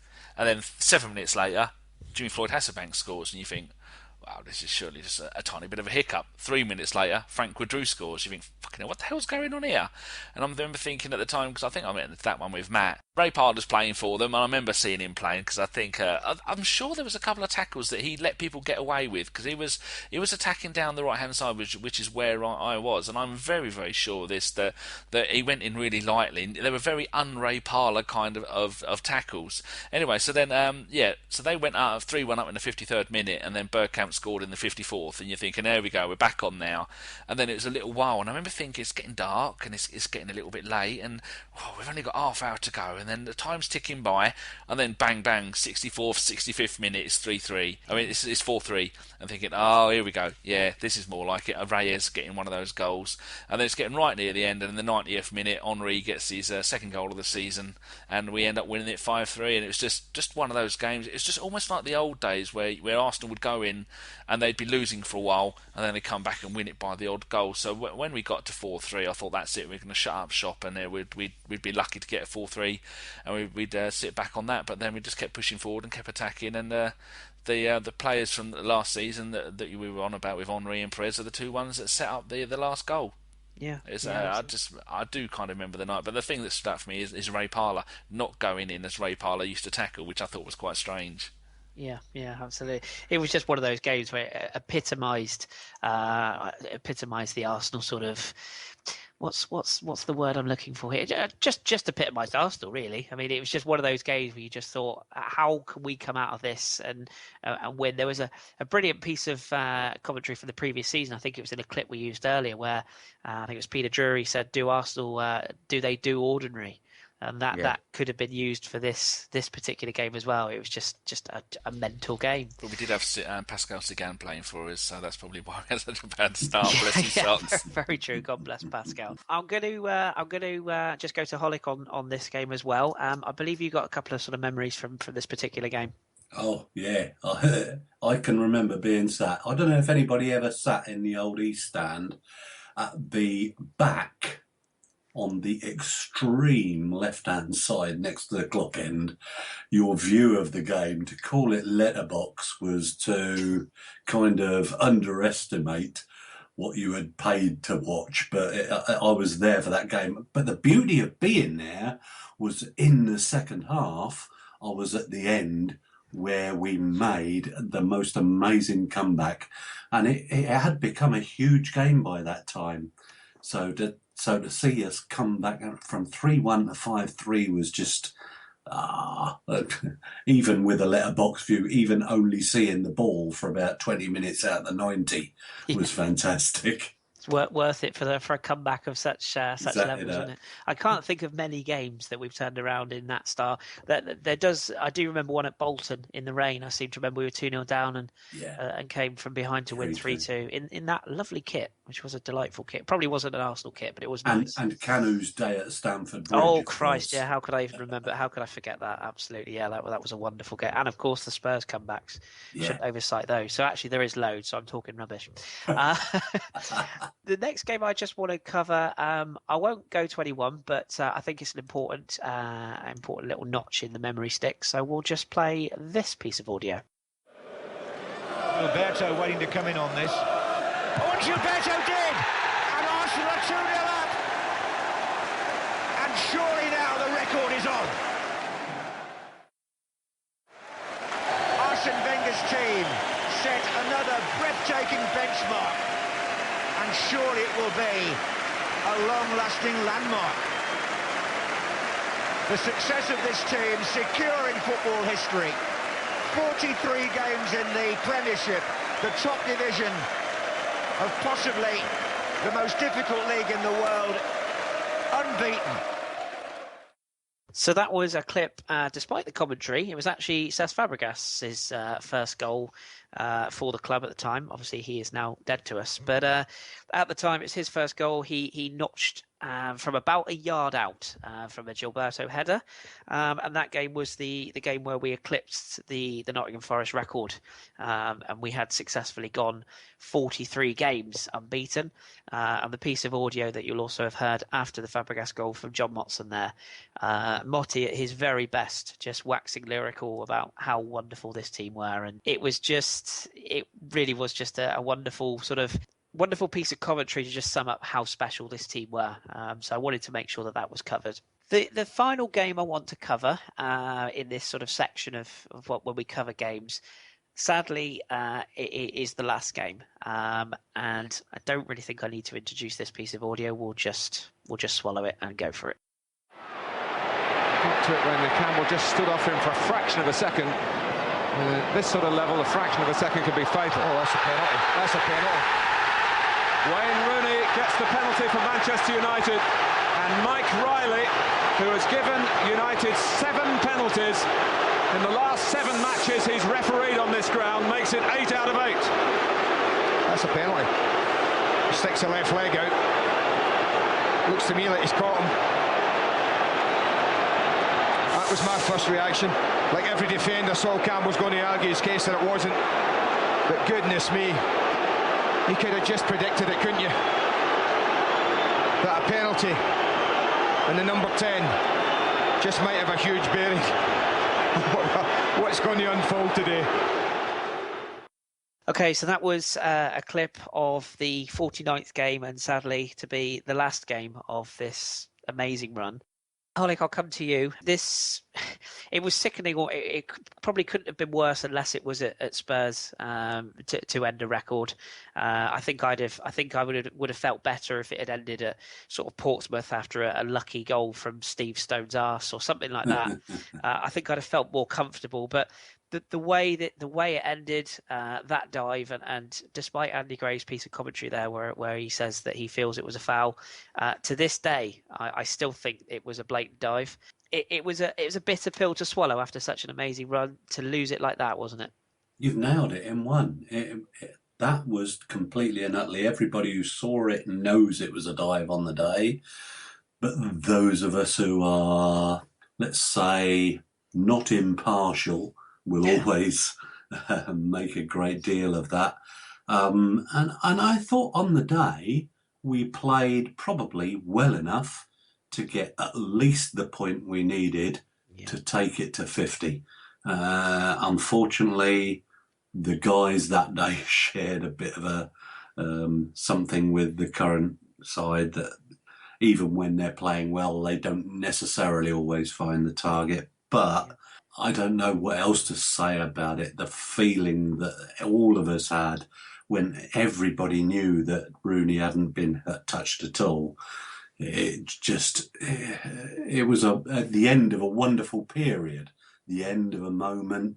And bearing in mind what's happened since with the move to the new stadium, then I understand that it was a moment that we'll never forget. None of us. No, I couldn't agree more. Danny, can you remember this far back? You sort of reach deep into your memory bank. What do you recall? Did you sort of think, well, that's the end of the run, move on? Were you more disappointed about the defeat, or did it sort of stick in your craw a bit? I remember with the on the day of I'm just looking at stuff. I have to remind myself by looking at stuff. But it's shortly after my 34th birthday, about a week or so after. And I remember thinking that we were top of the league at the time, and they were, according to this, 6th. And looking at the lineup, that is almost our strongest lineup for that season, with Lehmann, Campbell, Cole, Lauren, Toure, Edu, Lundberg, Perez, Vieira, Bergkamp and Henry. Now you think with that going up there, I was actually quite confident. It's not very often that I was confident about going there. And they had Roy Carroll in goal, who was, even if the most loyal Man United fan would say, not their greatest goalkeeper. And they had soon-to-be Arsenal superstar Mikel Silvestri playing at the back for them. But I just remember feeling very, very angry. And almost as if a conspiracy was done to make sure that we didn't win that game. And if you were ever going to go anywhere, if they'd have had any other manager apart from Ferguson, we probably wouldn't have lost that game. But because he put so much, I'm just looking here, the referee was Mike Riley. who is known for being a bit of a tit. And I just remember feeling so angry and so I felt hard done by that. I felt robbed that those fuckers of all the teams. There's only one team that we could have lost it to away at than them. That should have been them lot up at N17, and that's the only team that we could have lost to worse than that. But I was fucking furious. They cheated. Neville and Keane. They were just. Did Keane play? No, Keane didn't play. I'm just looking at the lineup. I mean, I remember the Neville was kicking everybody, booting everybody, and getting away with it. Foul after foul after foul. Nothing happened. And then right near the end, it does say that both the Neville brothers did get a yellow card. But for that whole game, you look back at it and you say to them, if you took didn't show them the yellow cards, to think that Man United only got 2 yellow cards for that entire game was an absolute joke, and I was fucking furious with that because we were robbed. That game, if anything, I know Bergkamp early on. I think it was this game. Bergkamp early on put a shot wide, and I don't remember too many details about it apart from the fact that we were done, and it was horrible and it was nasty, and that's the sort of things I hate about football. Bastards, fuck them. Yeah, couldn't agree more. I wish you get off the fence then. Tell us how you really feel. Okay. Is anybody watching Santa Tracker? No. Oh, where is he? Well, you should be on Christmas Eve, for Christ's sake. Oh, sorry, of course we are, because it's not really December the 8th at the moment, is it? Damn it, Danny. Next thing you'll be saying is Santa Claus isn't real, for goodness sake. How dare you wash your mouth out with Roy Carroll soap. Listeners, it is Christmas Eve. Holic's absolutely right, and Santa is close by. I am sat here just wearing a Santa hat and a Santa hat only. I'm taking this very seriously. And I've just eaten a dozen mince pies. Oh, I'm so excited. I won't be able to sleep tonight. Well, speaking of putting things back on the rails, Gaz, I'll come to you as well to sum this one up. It was a shame that Rooney couldn't stay on the rails, really, wasn't it? I mean, Danny summed it up perfectly, really. I mean, before, when he was speaking, I had, 3 words, and they were Mike fucking Riley. It was just, I've never seen such a shambolic refereeing performance. He just couldn't get a grip of the game from the very first minute. I mean, who was it now who kicked the crap out of Reyes? Was it Neville most of the time? Phil Neville, wasn't it? Yeah, it was. And there was I think we went to Old Trafford a couple of years before that, and United they beat us, I think, 2-0 that day, and Phil Neville played central midfield against Vieira, and he played really well, but it wasn't the same. He just went there to just do players. I thought it was a shocking referee performance, absolutely shocking.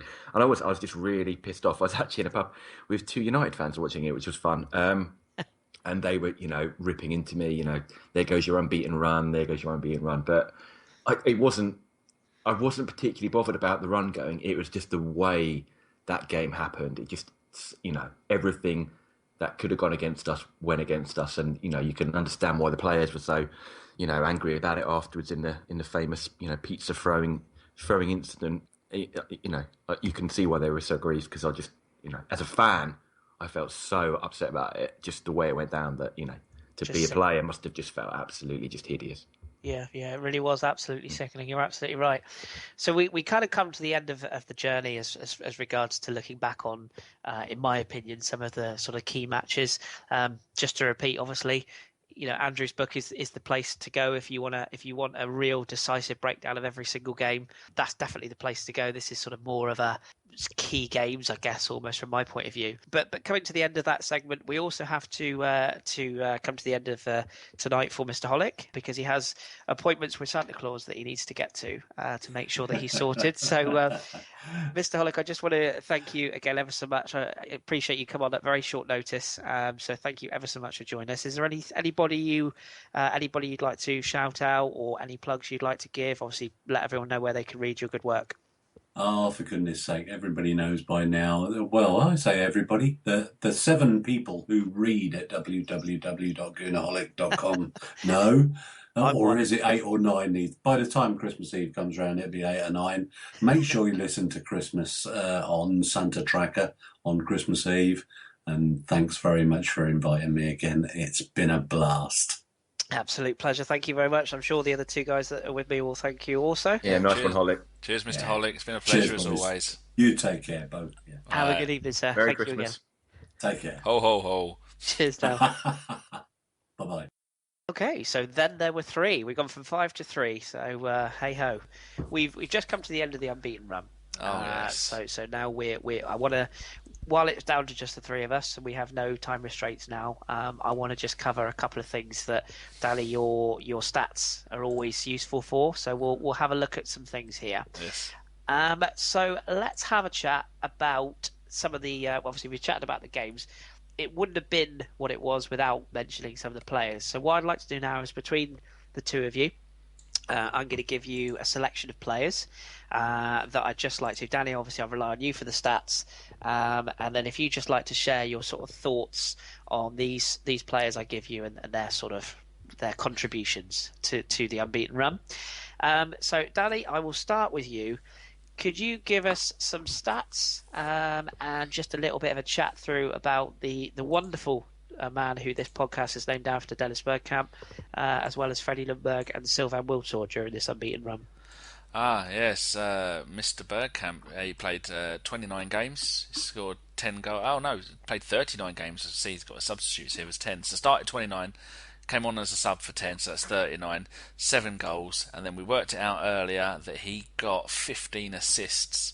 Now that's not quite as good as Henry, but it's still majestic of him strolling around like Henry, never breaking out into a sweat, never looking like he is having to do anything more than a brisk walk to try and set people up. And it just shows that even because it was coming to the end of his career by then, wasn't it? It was probably about 32, 33. If he wasn't, I'll edit that to make it sound like I didn't know how old he was. But yeah, in that season, and he was just fantastic.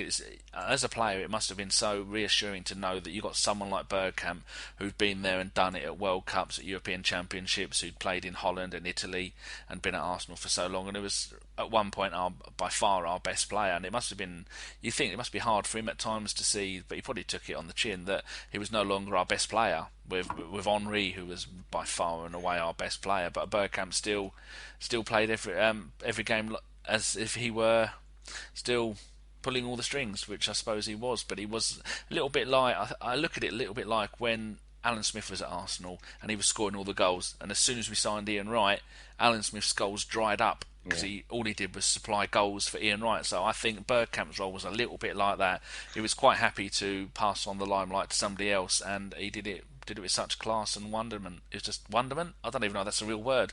Could be an ointment. Could be you've made up a word. I've made up a word. We're all making up words. Yeah. So who was the other player you wanted me to? Ljungberg. Freddie Ljungberg, and also Sylvain Wiltord, although he got kind of phased out towards the end of the season due to his contract issues, he did still play quite a big part. So, but yeah, Freddie and Sylvain Wiltord as well. Yeah, Freddie played started 35 games. Came on a substitute 4 times, scored 10 goals. See, people remember Freddie as someone who was absolutely magnificent, but you look at his stats, he wasn't as good as I remember, and he didn't do as much as I remember either. He was not even, if you think Ljungberg and Perez, you think they both did about the same, but Ljungberg did have a little bit more flair, but it wasn't that way round. If you look at the stats, it was completely different. In that run, for him to have only got 10, I say only, for him to have got 10 goals in 39, and Perez got 23 in 45, then you realise just how much work that Perez did. Even occasionally they would swap wings, but everything Perez did, he just run down the left-hand side, because people don't remember that he was right-footed. I mean, it was not like Santi, where he was generally both-footed, although he could do stuff, but more often than not, he'd run down the left-hand side, switch to inside, cut in on his right foot, and then cross it or shoot or run further into the box and have a shot on goal there. But so he played 45 games, 23 goals, and the number of assists that he got was 11. Which is the second highest out of that lot, because Henry had 21, Bergkamp 15, Perez and Ljungberg both got 11. So yeah, it was just, I don't know why Ljungberg didn't play more games, because I think the most you can, Thierry Henry played 48 of the 49, so Ljungberg missed 38, so he missed 11 games. I think he had quite a lot of time he was quite injured, and sometimes he was out of form, because it wasn't long after that he left us, didn't he? I'm thinking that from memory. I'm not sure when he left us. I know he went to West Ham they paid about £5 million for him. Just looking here, he went signed to Celtic as well, didn't he? Yeah, and he signed for him in 07. So yeah, it was that 2001 to 2002 season, wasn't it, where everyone remembers him with the red, the red stripe in his hair. We don't care because he's got red hair. I think he got the best part of 20 goals in most competitions. I can't remember what he got, but towards the end of the season, when they actually went to United and won it, in the commentary of Wiltord's goal, Martin Tyler starts chuckling as he goes, "It's Freddie Ljungberg again," because he'd been doing it like every game for about 2 months on the trot, just making that burst through midfield, and that's the thing. I think the season, you always remember him for. I don't really, when I look back, remember him much in this unbeaten side, really. I'm just making that big an impact. I mean, sorry. Yeah, I'm just looking at his stats here. I said it started to tail off. He scored after he started playing regularly, which is about his first season he got 1 goal, then 8, 17, 9. Then in that season he got 10. The next season he got 14. Then the seasons after that he got 2, and then he went to West Ham and got 2. So the drop-off point was the season after that. We went from scoring 14 goals a season and to getting 2. And I know Perez said that in his time, about 2003, 2004, he split up with his wife and he said he wasn't sleeping and he couldn't concentrate on the games, but he still managed to pull it out and do wonders. But I would like to know why Freddie's career just turned on its arse. When he went to West Ham, they paid a fortune for him. I think he only played 1 season at West Ham and they ended up paying him to go away. Now, only 3 years before that, he was kicking arse for us and scored 14 goals in the season, 6 assists. I think that's assists. Yeah, no, appearances. What's that say? Appearances? No, I think that means assists. I don't know. Either way. Oh, no, I did write it down, didn't I? This bloody Wikipedia page, the lines are all messed up. So I've got no idea what is going on with them. But with Sylvain Wiltord, it was another player. If people don't remember, he was a player that when he was playing at who did we buy him from? I know we sold him to Lyon. Did we buy him and then sell him back to Lyon? I'm pretty sure we did. I'm sure he came from Lyon. Oh, was it Bordeaux? Bordeaux, that's where he got from when he was our record signing at the time. Yes. And he was a striker for Bordeaux, and I think he was a top goal scorer in Ligue 1. See how I did that? League One, for the people who don't speak fluent French like my good self. But he was a striker. But then when he came to Arsenal, he was played out wide the entire time, which was really, really strange. I'm just looking here, in 3 seasons at Bordeaux, 46 goals in 99 games. And then he came to Arsenal for about 13, 14 million pounds. And then he was played out wide right a lot of the time, which was... I mean, he never complained about it, but he only stayed with us for the length of his contract, and then he left, and then he went to Lyon, and then they won about 1,000 leagues back to back with Lyon. But for someone who played out wide so often, he was still getting quite a few goals. Apart from his last season, he didn't, which was that season, the Invincible season. He only played 12 league games and scored 3 league goals, which for someone who the season before got 10, the season before that he'd got 10. He was a player who I think he should have played more games up front. If we would have done that, we'd have had more goals. But like I was saying about Bergkamp, everyone had to realise that Henry was the man who was gonna shine. Everybody in that team was playing to give the ball to Henry, not like in the old days where it was route one down to Alan Smith and later Ian Wright. It was pass it around. But you knew if you gave it to Henry, that he's going to score you most of the goals, or he's going to give it to somebody else to score. So it must have been really hard for the likes of Wiltord to have only played 12 games that season. Yeah, and I see some. I think my memories of Will. I mean, I absolutely loved Freddie and Dennis. So I mean, I think everything you said there is perfect. The last sort of goals I remember Sylvain Wiltord scoring was the early stages of the unbeaten run, which was at Middlesbrough, the 4-0 in the gold kit. I seem to recall. But we'll move this on to my next crop of players. Gaz, can you give us some sort of thoughts on, and I want to focus on the defensive side of things here. Jens Lehmann, Sol Campbell, Kolo Touré. Just give us a couple of thoughts on those 3. Because Jens was our only signing, wasn't he? I think before the season started. Yeah, I seem to remember. I loved Jens Lehmann. I thought he was absolutely shitbox crazy. I just loved the. I thought he was just brilliant. I mean, you couldn't trust him at a corner without stamping on someone's toes and maybe getting sent off. But he was I thought he was a fantastic keeper. Very, very solid. I didn't know much about him before he came to the team, to be honest with you. Who did we buy him from? Was it Borussia Dortmund? Yeah. We did actually sign a few players that season, but like Philippe Sendros was a youth player. Right. Giroud was a youth player. Clichy was a youth player. Fabregas was a youth player. But then, we bought Van Persie and Jose Antonio Reyes. But they're part. But they were second part of the season. Yeah, but Reyes was January, so I think he didn't have much of an effect. And Van Persie was at the end of the season, plus too young. But we only paid 1.5 million for him from Dortmund, which is one hell of a signing because Amazing. To go your first season and not lose, he must have thought, "Oh, I should have come to the Premier League many years ago." But apologise for the terrible impression. it was like you were saying, he was the only player that we signed that has actually that played many games, and he was just I'd give him a big. I was actually at a game, and his brother was there, and his brother was walking around, and his brother is, I don't know if he's his twin, but he looks just like him. You could tell him a mile off that it was his brother. But to only have bought one first team player and then go on and do that is amazing. Yeah, absolutely. How many games did he play that season, Danny? Do you know? All of them. Yeah. Every single game? Yeah. Wow. I know, amazing. And he amazing. didn't let in any goals. Every single one was a clean sheet. And he killed 3 people. He actually played 47 of the 49 games unbeaten. The only times we changed, David Seaman played 1 game, Stuart Taylor played 1 game. So he only actually missed two of those games. What about those defensive pair, the Rock of Sol Campbell and Kolo Touré? Touré, to start with him, that was a bit of a kind of experiment at the start of the season, I think. I mean, I seem to remember him in the pre-season friendlies. Was he playing in midfield, maybe? Or he was playing right side. He played against Chelsea at Stamford Bridge as a right-sided midfielder. Yeah. And then I think we played him as an emergency centre back, sort of see how it went. And then all of a sudden it was like, right, this is where this guy needs to be.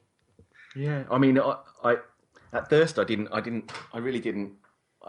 couldn't see him long term staying there by any stretch, but he just grew into the role, and obviously his job was made quite not easy, but certainly more comfortable being next to Sol Campbell, obviously. Yeah. So learning from him must have been fantastic. And as I say, he sort of slipped into the role, quite comfortably, really, in the end. And when you look back, it's exactly like you say. You think of the two of them as a complete rock by then. Nothing's getting through his back. Adam's bold days, really.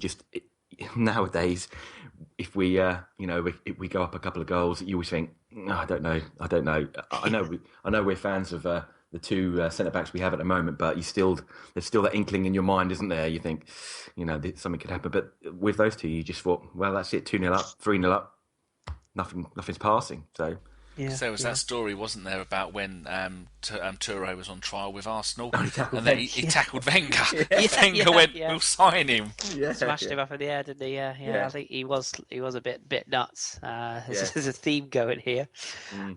Also, Danny, I'll keep it defensive with you. Lauren, Ashley Cole, Martin Keown. Give us a couple of thoughts on those 3.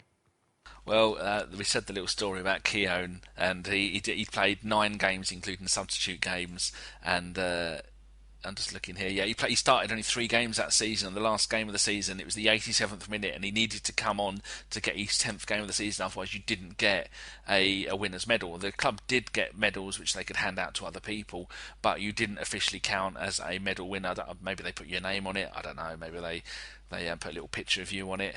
And I don't know what they do. But that season, Fabregas only played 8 games that season, so he didn't get a medal. And Jermaine Pennant only played 7, so he didn't get a medal. But Ali, he managed to play 10, so he got a medal. But I'm thinking, most of the others, they managed to play the full number of games. But I think Keown, he left at the end of the season to go and join Leicester. Then he was at Leicester for half a season, and he went and finished his career at Reading. I think he had a part coaching role there. What was the other player you said? Ashley Cole and Lauren as well. Oh, Ashley Cole just showed that he was the greatest left back in the world then, wasn't he? Yeah. But he only played, it says here, he only played 38 of the 49 games. So what other left back? I'm just looking through the list of what other left backs there would have. Oh, Clichy played 16 games. He started 8, so that would have been. So it mustn't have been much longer after that that Cole decided to that $5,000 pay rise wasn't enough. Yeah, so he said, well, go fuck yourself, and that was one of the biggest fuck ups Wenger's ever done, because even to this day he could still probably do a better job at left back than some of the players that we've had there. So yeah, 2 years later he left us, and I'm not going to say what I think he retired after that, didn't he?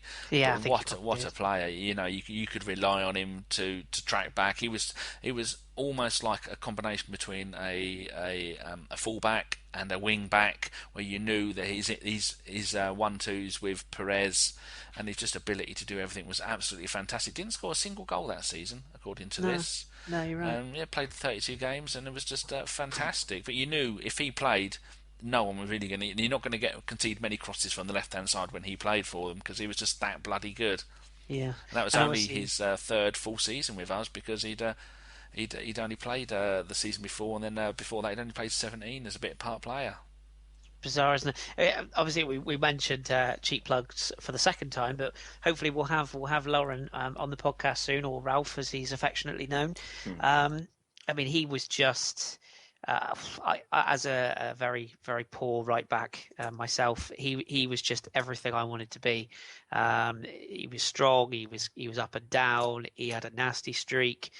He was another one that we signed from Mallorca as a right-sided midfielder, and I believe there was a story about him circling at the time where he sort of said to Arsene Wenger, like, I don't want to play. I don't want to play right back. And Wenger said, well, I don't care. I see you as a right back. He's like, no, I really don't want to play. And he made his day. I seem to remember his first goal. He had a terrible haircut. He scored against Liverpool at Highbury. And then they decided that no, we want to play him at right back. Into that position he went, and he was just brilliant. Just did everything perfectly. And the fact he was a bit nuts, again, there's a theme here, was a bonus. I absolutely loved him. So hopefully when we get him on, we can talk about a bit more about him. We paid an absolute fortune for him, didn't we? We bought him in the summer of 2000 for about £7.5 million. Yeah, it's a lot of money. Wenger does like to splash his money on expensive fullbacks, but I think 14 years ago, paying £7.5 million for a right back, and he was because seasons before that it was Luzhny, and then we had Dixon playing, and then we had I think we had Ryan Gary. I think he actually played one game in the run. I think he was probably a right back. Justin Hoyt as well. Yeah, Hoyt, and he's now at Millwall. Yes, indeed. He played 3 games that season, started one, had 2 as sub. Van Bronckhorst, he was another one who was, well, I don't know where he played. He played anywhere, didn't he? Yeah, he was a bit of a utility player. And David Bentley played 1 game. Bless his socks. God bless David Bentley. We should also cover a couple of other players here. Well, I say should also. We have to cover. Gaz, I'll come to you for these 3. Sure. Arguably the most important mechanics of the midfield: Vieira, Gilberto, and Edu, who doesn't always get as much credit as I think he deserves. Can you just give us an idea of those? Yeah, certainly touching on Edu at the one you mentioned last there. He actually scored quite a couple of important goals, I think, in this unbeaten run. We mentioned his. I think he had a header at Anfield. I think maybe Herpia scored an own goal, but then he also he scored the winner against Chelsea, I believe. Yes, that season. Yes, so he did pop up for a couple. I really liked Edu as a player. Just seemed like a real sort of nice temperament, kind of decent guy after, on and off the pitch. Whenever you've seen him interviewed, I really liked him as a player. Yeah, do you remember the goal he got in Spain against Celta Vigo as well, the curler? Yes. Peach. Sorry, I cut you off in midstream. No, that's okay. No, that's fine. No, I thought he was a great player. And obviously, what do I really need to say about the other 2? They're just both so solid. Again, like our defence. I mean, you have that spine of the team, the 2 guys at centre back, and then going through Gilberto Silva and Vieira in the middle of the park. It's unbelievable when you look at it. The team we had at that point and how solid we were. Vieira, he wasn't, I would say, as attacking as he had been in previous seasons. And I think, when he was playing alongside Petit did a lot of the dirty work, if you like, and Vieira was able to make those, more of those attacking runs. I think he only got a couple of goals in this season, actually, Vieira. I don't know the stats, 3. but is that what he got? 3, yeah. 3 goals in 34 starts. But just absolutely solid throughout the season. I think his temperament was, other than obviously the sending off at Old Trafford, which we obviously I don't think should have happened anyway with Van Nistelrooy. Making such a meal of it. But I mean, his temperament seemed to, I think, have improved a little bit from previous seasons. That must have been after he spat at West Ham boy. Oh, Neil Ruddock. Yeah, that was he was a couple of years younger then, surely, and he lost his rag quite a lot back in those days, but he'd certainly calmed down. And again, having someone like Gilberto Silva alongside him, whose temperament was, just perfect. Someone like that alongside you, what more do you want, really? No, I would argue today that nowadays that you can go through the Henrys, the Bergkamps, the Perez's. I would say that the player we miss most to this very day is Gilberto Silva. Just that the you went too early. Got through. He did. He really did. Yeah. Yeah. And I for still only think, £1 million, £1.5 or £1 million, Yeah. was it Panathinaikos or Olympiakos? One of the two. Panathinaikos, I think. Yeah, it's just Yeah, I never understood that decision either, really. no. It was the policy, wasn't it? The rush. age thing, where if you get to a certain age, we're going to offer you only a 1-year contract, and then you're going to be on less money. I think it was as well. Which is just ripped up and thrown out the window nowadays. Yeah, well, he's learned that lesson about a decade too late. But he, in that run of 49, he started 14, and he come onto the subbers in 19 times, Edu. And you got to think, well, bloody hell, I mean, he must have covered every single position on the pitch. And if it wasn't for the fact that we had Vieira and we had Gilberto, he would have started most of those games. And for most Premier League teams, it'd have been a guaranteed one of the first names on the sheet, because he was so up for it and so able to do whatever you wanted from him. And I remember he hadn't had a call up from Brazil. No. And I'm just looking to see if it shows. Oh, it doesn't show. Sometimes it shows you on Wikipedia the number of caps they played. If you just keep the people, want to go and have a look at Portuguese, see if it tells me here, because it was like no caps. And then he got about 12 caps in 1 year. Yeah, and then in total, he played 15 caps for Brazil between 4 and 5, 2004 and 2005. It was like nothing, then all at once, and then nothing. So it's a meteoric rise, and then he was unlucky when he went off to play for, was it Valencia or Sevilla? I always get those two. Valencia. Didn't he break his leg beginning of the season? And then he managed to come back, and then he got another injury, and then it all turned to shit. But he's got to look back at his career and think, if only I'd have stayed at Arsenal, maybe I'd have had a much better career. I think I'm right in saying that he's actually at Corinthians now as a hierarchy. I think he's one of the hierarchy there. A director or something there. But because that's my Brazilian club, the mighty Corinthians, who finished 4th in the league this season. Boom. Playoffs for their Copa Libertadores. Hello, Corinthians, if you're watching. Just in sort of bringing this particular segment to a wrap, can you just give us a very short list, Danny, of the rest of the players that we haven't highlighted, but were very much part of the whole unbeaten run? Yeah, sure. There was, if we start at the bottom, you got Stathis Tavaladis, who 1 game as a sub. Robin Van Persie, 3 games as a sub. Matthew Flamini, 5 games as a sub. Now, that would have been a good quiz question at the moment. Which current Arsenal player was member of the Invincibles? I'm writing a football quiz for my Pirates Christmas meal tomorrow night, so I might chuck that one in. Thank you very much. There you go. And then you had Stuart Taylor, Seaman, Ryan Gary, and David Bentley all on 1 game. All started 1 game. Van Bronckhorst started 1 as a sub. Justin Hoyt, 1 game start, 2 as a sub. Igor Stepanovs, he started 2, as did Luzhny. Pennant started 2. And come on as a sub for 5. So he only started 2 games but scored 3 goals. We were saying that in that beginning of that our run to the 49 games Invincible, you asked me earlier today to find out how many assists that Henry got. In the first game against Southampton, 6-1, he got 3 assists. The next game against Sunderland, the last 2 games of that season, he also got 3 assists. So he got 6 assists in 2 games. Which just shows the level of the teams we're at towards the end of the season. I mean, that's according to Transfer Market. Any of these stats are wrong. Go and sue them, not me. Ali Adier played 10 games. Keown 10, Carnu 12, which is weird because you don't remember Carnu playing that season, do you? No, not Started 4, 8 as sub, 1 goal. Fabregas 8 and 1 goal. Wiltord 12 and 3 goals. Clichy 16. Reyes, 22 plus 8 goals, which is 14 starts and 8 goals. That's not bad. And you look at that, I think he must have had maybe 8 or 9 assists with all of that lot, because when he first joined us, he was on fire. Yeah. But then wasn't he the most fouled player in the Premier League that season?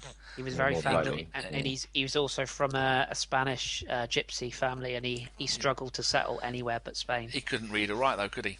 No, he was very uneducated. Yeah. Jesus Navas at Man City at the moment, they're related, and he's got the same problem. So that's why he's only on £25 a week. Pascal Sigan played 23 games. Who knew? Yeah, he was actually quite important, really. Yeah, I think he must have been a bit of it all over the place as well, though. Raymondo Parla, the Romford Pele, 27 games. Bergkamp, 39 games. And the rest of them, well, we all know the rest of them, didn't we? But Henry played the most games at 48. Yeah, it's quite a list when you look at that squad. And how many are still playing now? Not many. Really, no, how many do you think? I told you earlier, so I hope you've forgotten. Yeah, I'd say 4, 5. 14. 14, still playing. Well, you got Kolo Touré, Liverpool. Yeah. Perez FC Goa in India. Yeah. Freddie Ljungberg, Mumbai City, India. If that counts. Ashley Cole at Roma. Yeah. Reyes at Sevilla. Yeah. Clichy Man City. Yeah. Fabregas Chelsea. Yeah. Ali Adier Salah in Qatar. Yeah. Jermaine Pennant, Pune City in India. Really? I didn't the know ISL, that. yes. Genuinely didn't know that. Stuart Taylor, Leeds. Leeds? Yeah, he was left Man City because they've now got. He left there, but I didn't know he got. Yeah, because they got rid of him and got Richard Wright as their 15th choice goalkeeper.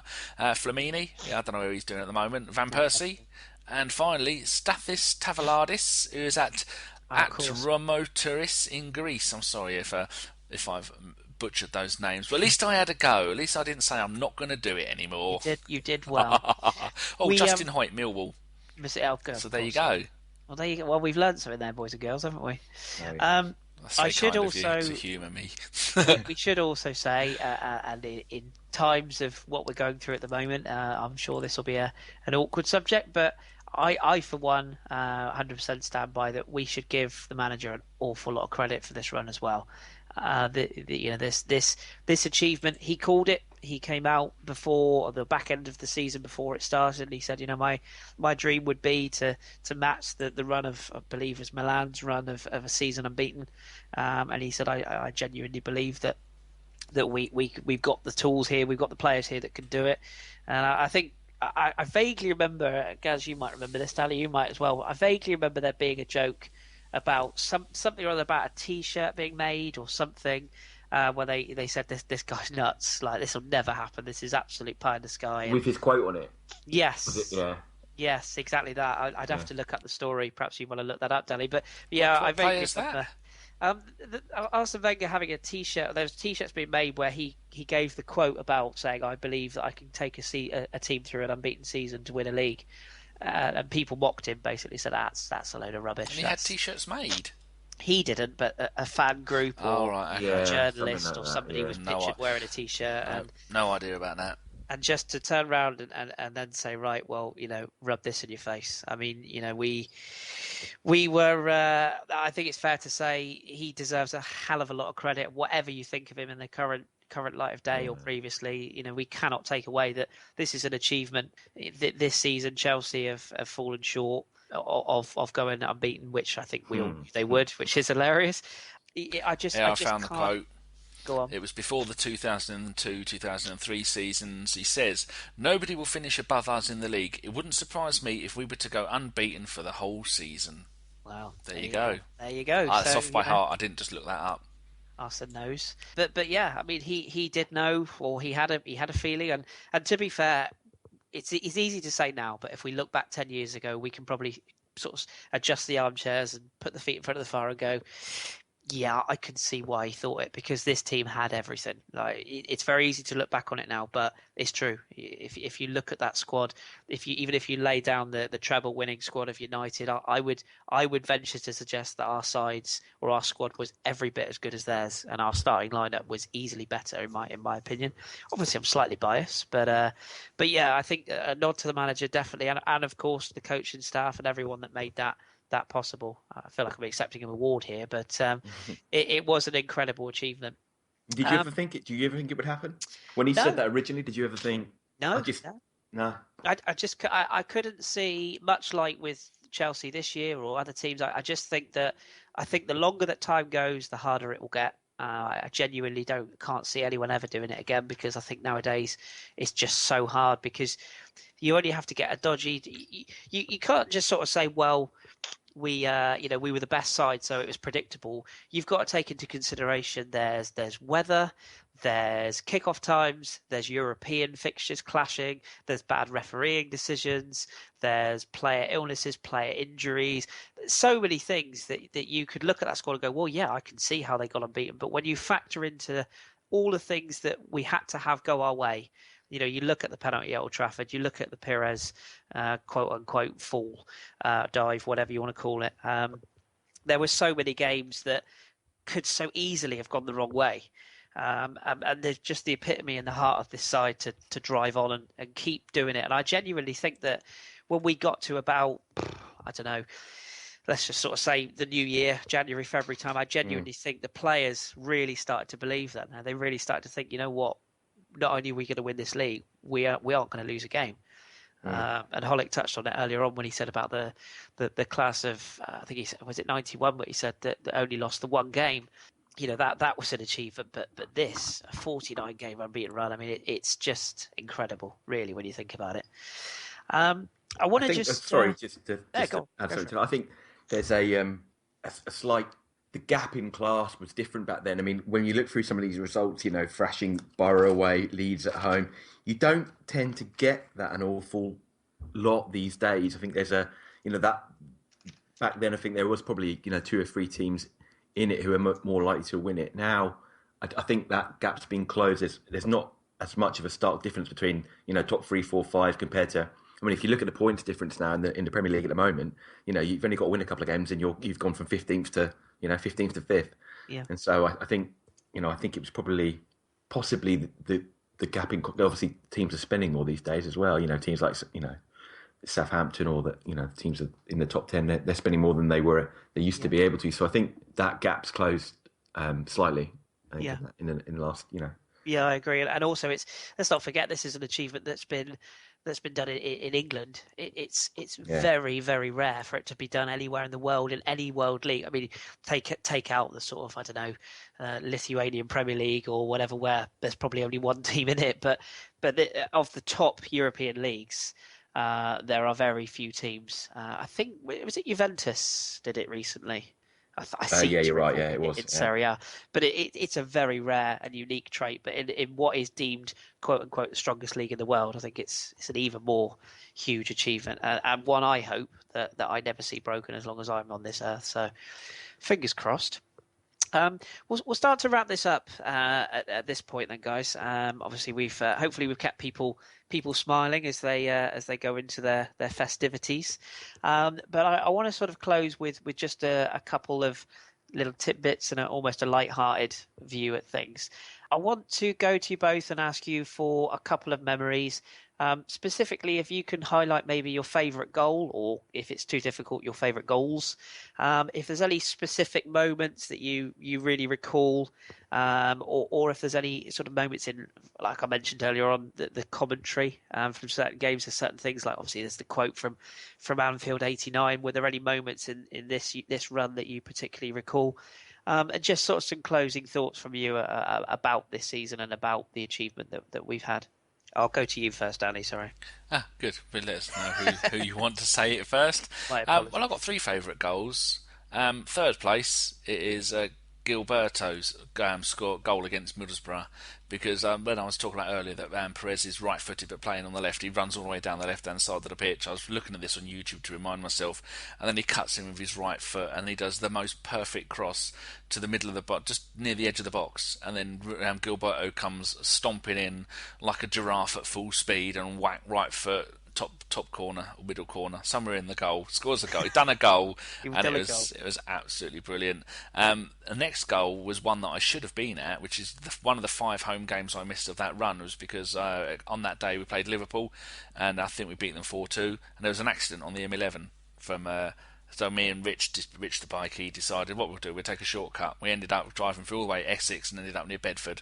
So we completely missed it. But I think it was Henry, because I've not put here who it was, but he ran through the entire Liverpool. Yeah, it was Henry. It was, yeah. Yeah, ran through the entire Liverpool defence, sent one player the wrong way and he fell over. Then come into the box and Carragher fell over, knocked another Liverpool player over, and then he just put it into the bottom right-hand corner, I think it is. Yeah. Oh, good, because I've not written that down. But then my favourite goal, I really liked the one, the Spurs one but I've already talked about that one with where the Spurs have the corner, and then one of our players clears it out, and then Henry gets it, runs the entire half the length of the field, gives it to Bergkamp because to Vieira. That would have been my favourite, but I'm going to have to go with the Henry against Man United, where he launched it from 30 yards out. No one expected him to shoot, let alone score, and I think that just typifies the quality and the class of Thierry Henry. Yeah, I couldn't have said it better. Gaz, have you got any sort of closing sort of memories? Any particular things that? I'll go for my top 3 goals, and they're actually different.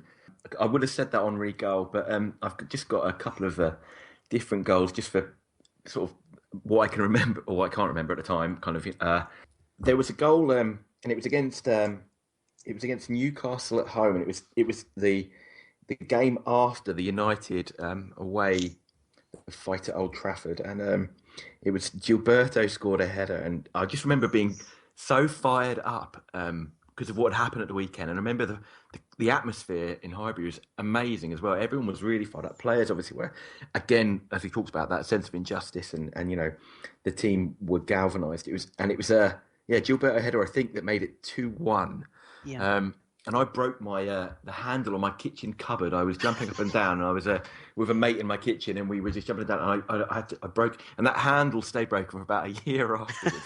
I was such a lazy fucker. I didn't do anything about it. And then that game also, just to carry on, Henry did a chip penalty to make it 2-2. Yes, I think 2-2. Yeah. And going on to that, the same sort of a chip penalty. There was a game towards the end of the season. It was against Leeds, and it was and we just thrashed them, absolutely thrashed them. You've mentioned it already. And in that game, Henry did another chip penalty, I think, to make it 2-0 or something like that. But he scored 2 goals which are kind of identical, because he scored 4 that night, and 2 goals were kind of identical, and he kind of fell and kind of clipped it at the same time. Yes. One, he was put through by Pires, and he just accelerated, just shot past the defence, and then kind of slipped as he finished, and it rolled in. I remember Andy Gray was waxing lyrical about. He said, I don't know, something like, I've seen a lot of players in my team in my time. I've never seen a guy like this, and that was, he was just head and shoulders above everyone. And that night was especially fun. Not that I have anything against Leeds massively, but just to, it was just, one of those nights you actually thought, they're going to do it. But my favourite goal is Pires at Anfield. I know we've already mentioned it, but it's just absolutely perfect to watch the way it just, like Andrew described it perfectly. He set it out, 8 feet wide and curled in. And again, that was the time I thought, hey, we're looking at something special here. We're looking at something pretty special. To win at Anfield is always, as you know, a fantastic feeling. But that day, especially as we hadn't played that well, but that goal went in, it was absolutely magical goal. So Nicely summed up. I funnily enough, I very, very nearly made Danny's job even harder and put another audio clip in it. It was very nearly the clip of Andy Gray after that Henry goal. Oh, right. Against Leeds. It was one of those I was on the fence with. I thought, no, I'll leave that one out. But it was a really special moment. So, no, I totally agree with that. Excuse me. I think just to sort of chuck my kind of name into the hat, that the Pires goal was the one for me. So you stole my thunder on that one, but that's all right. We should mention, I believe Henry, he got his 100th league goal for Arsenal in this run as well.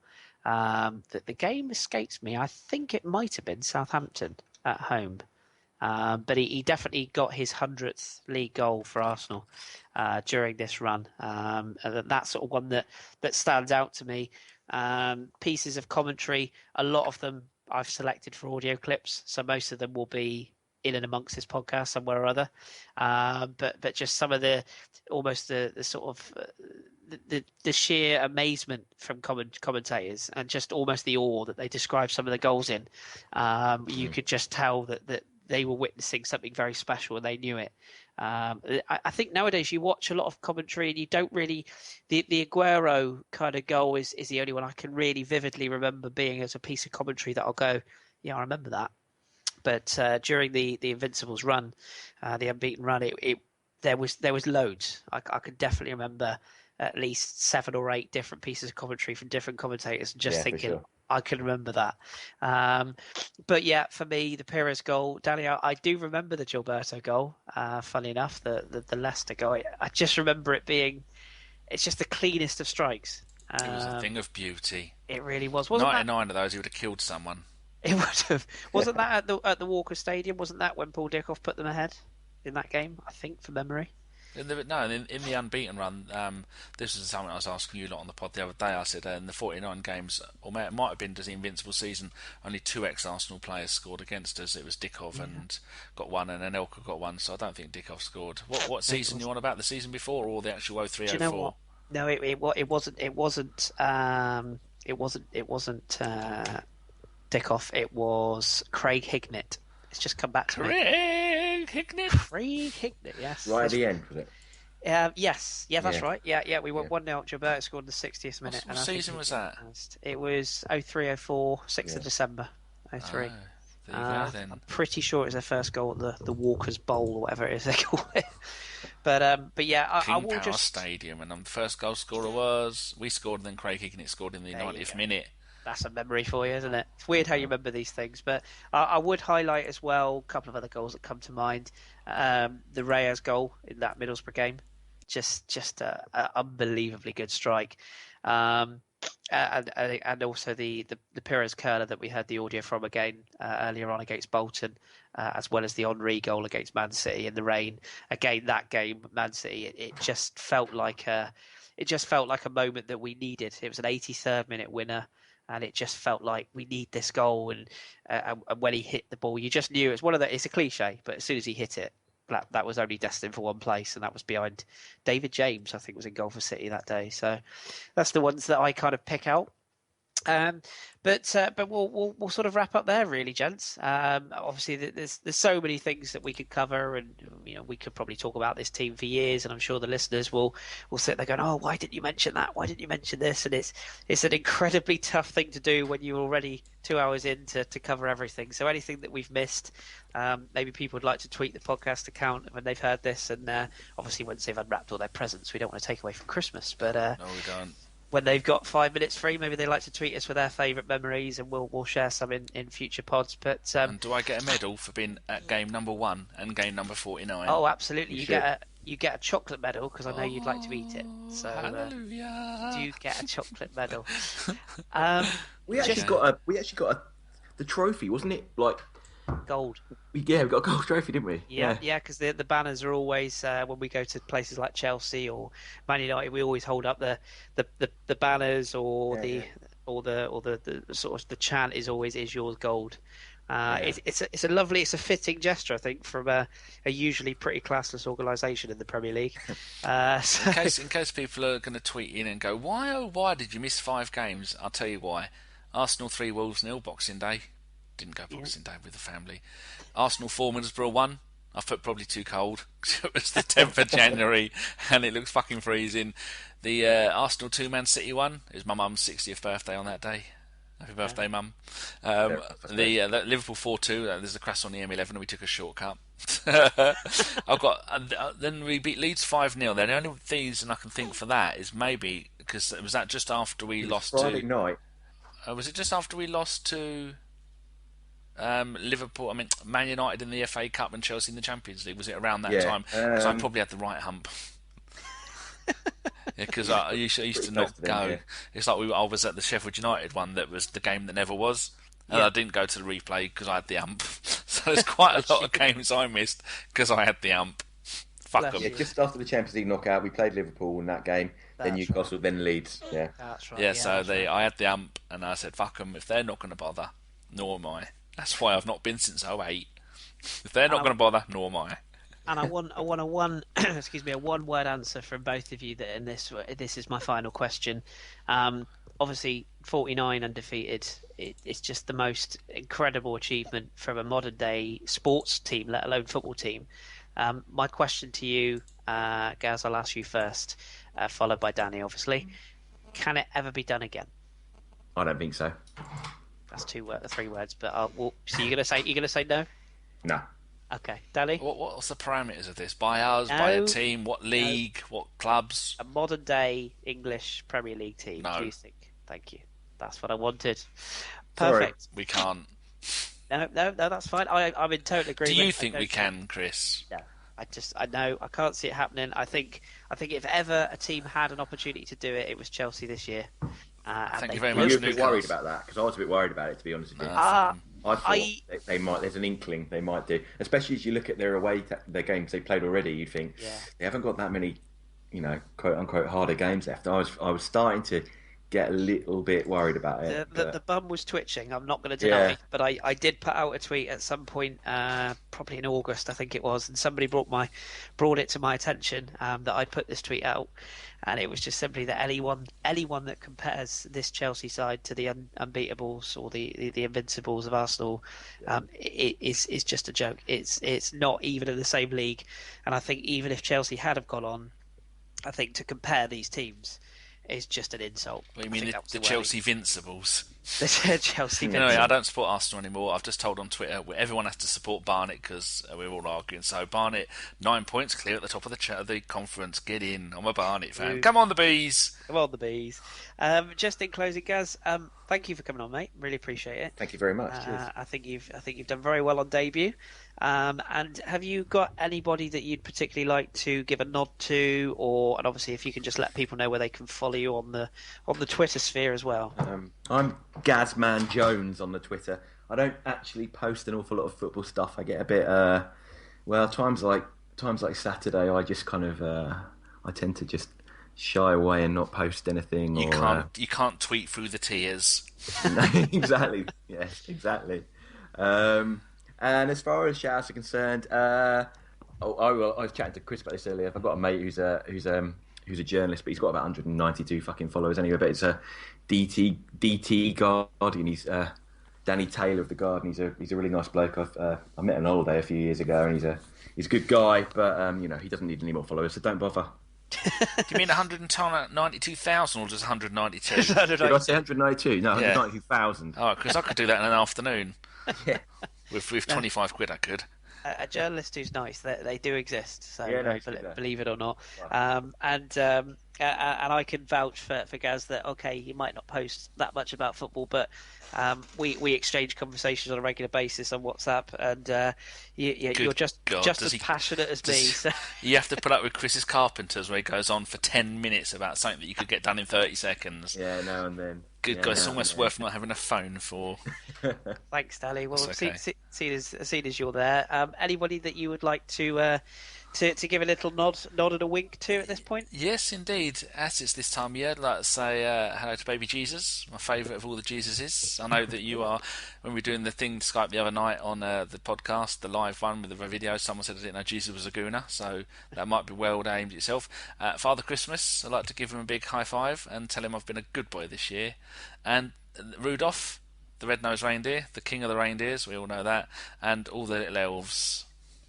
Lovely. There you go. That's very fitting. I think that's as good a place to leave it as I can possibly think.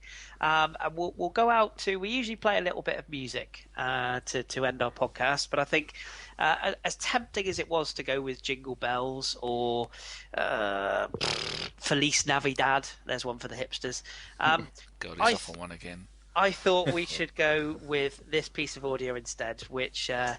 I think it just sums up everything perfectly. So good night to all, and to all a good night. And we'll be back in the new year with many more podcasts. Thank you again, guys. Cheerio, cheers. Nanu, nanu, Merry Christmas, you cheeky monkeys.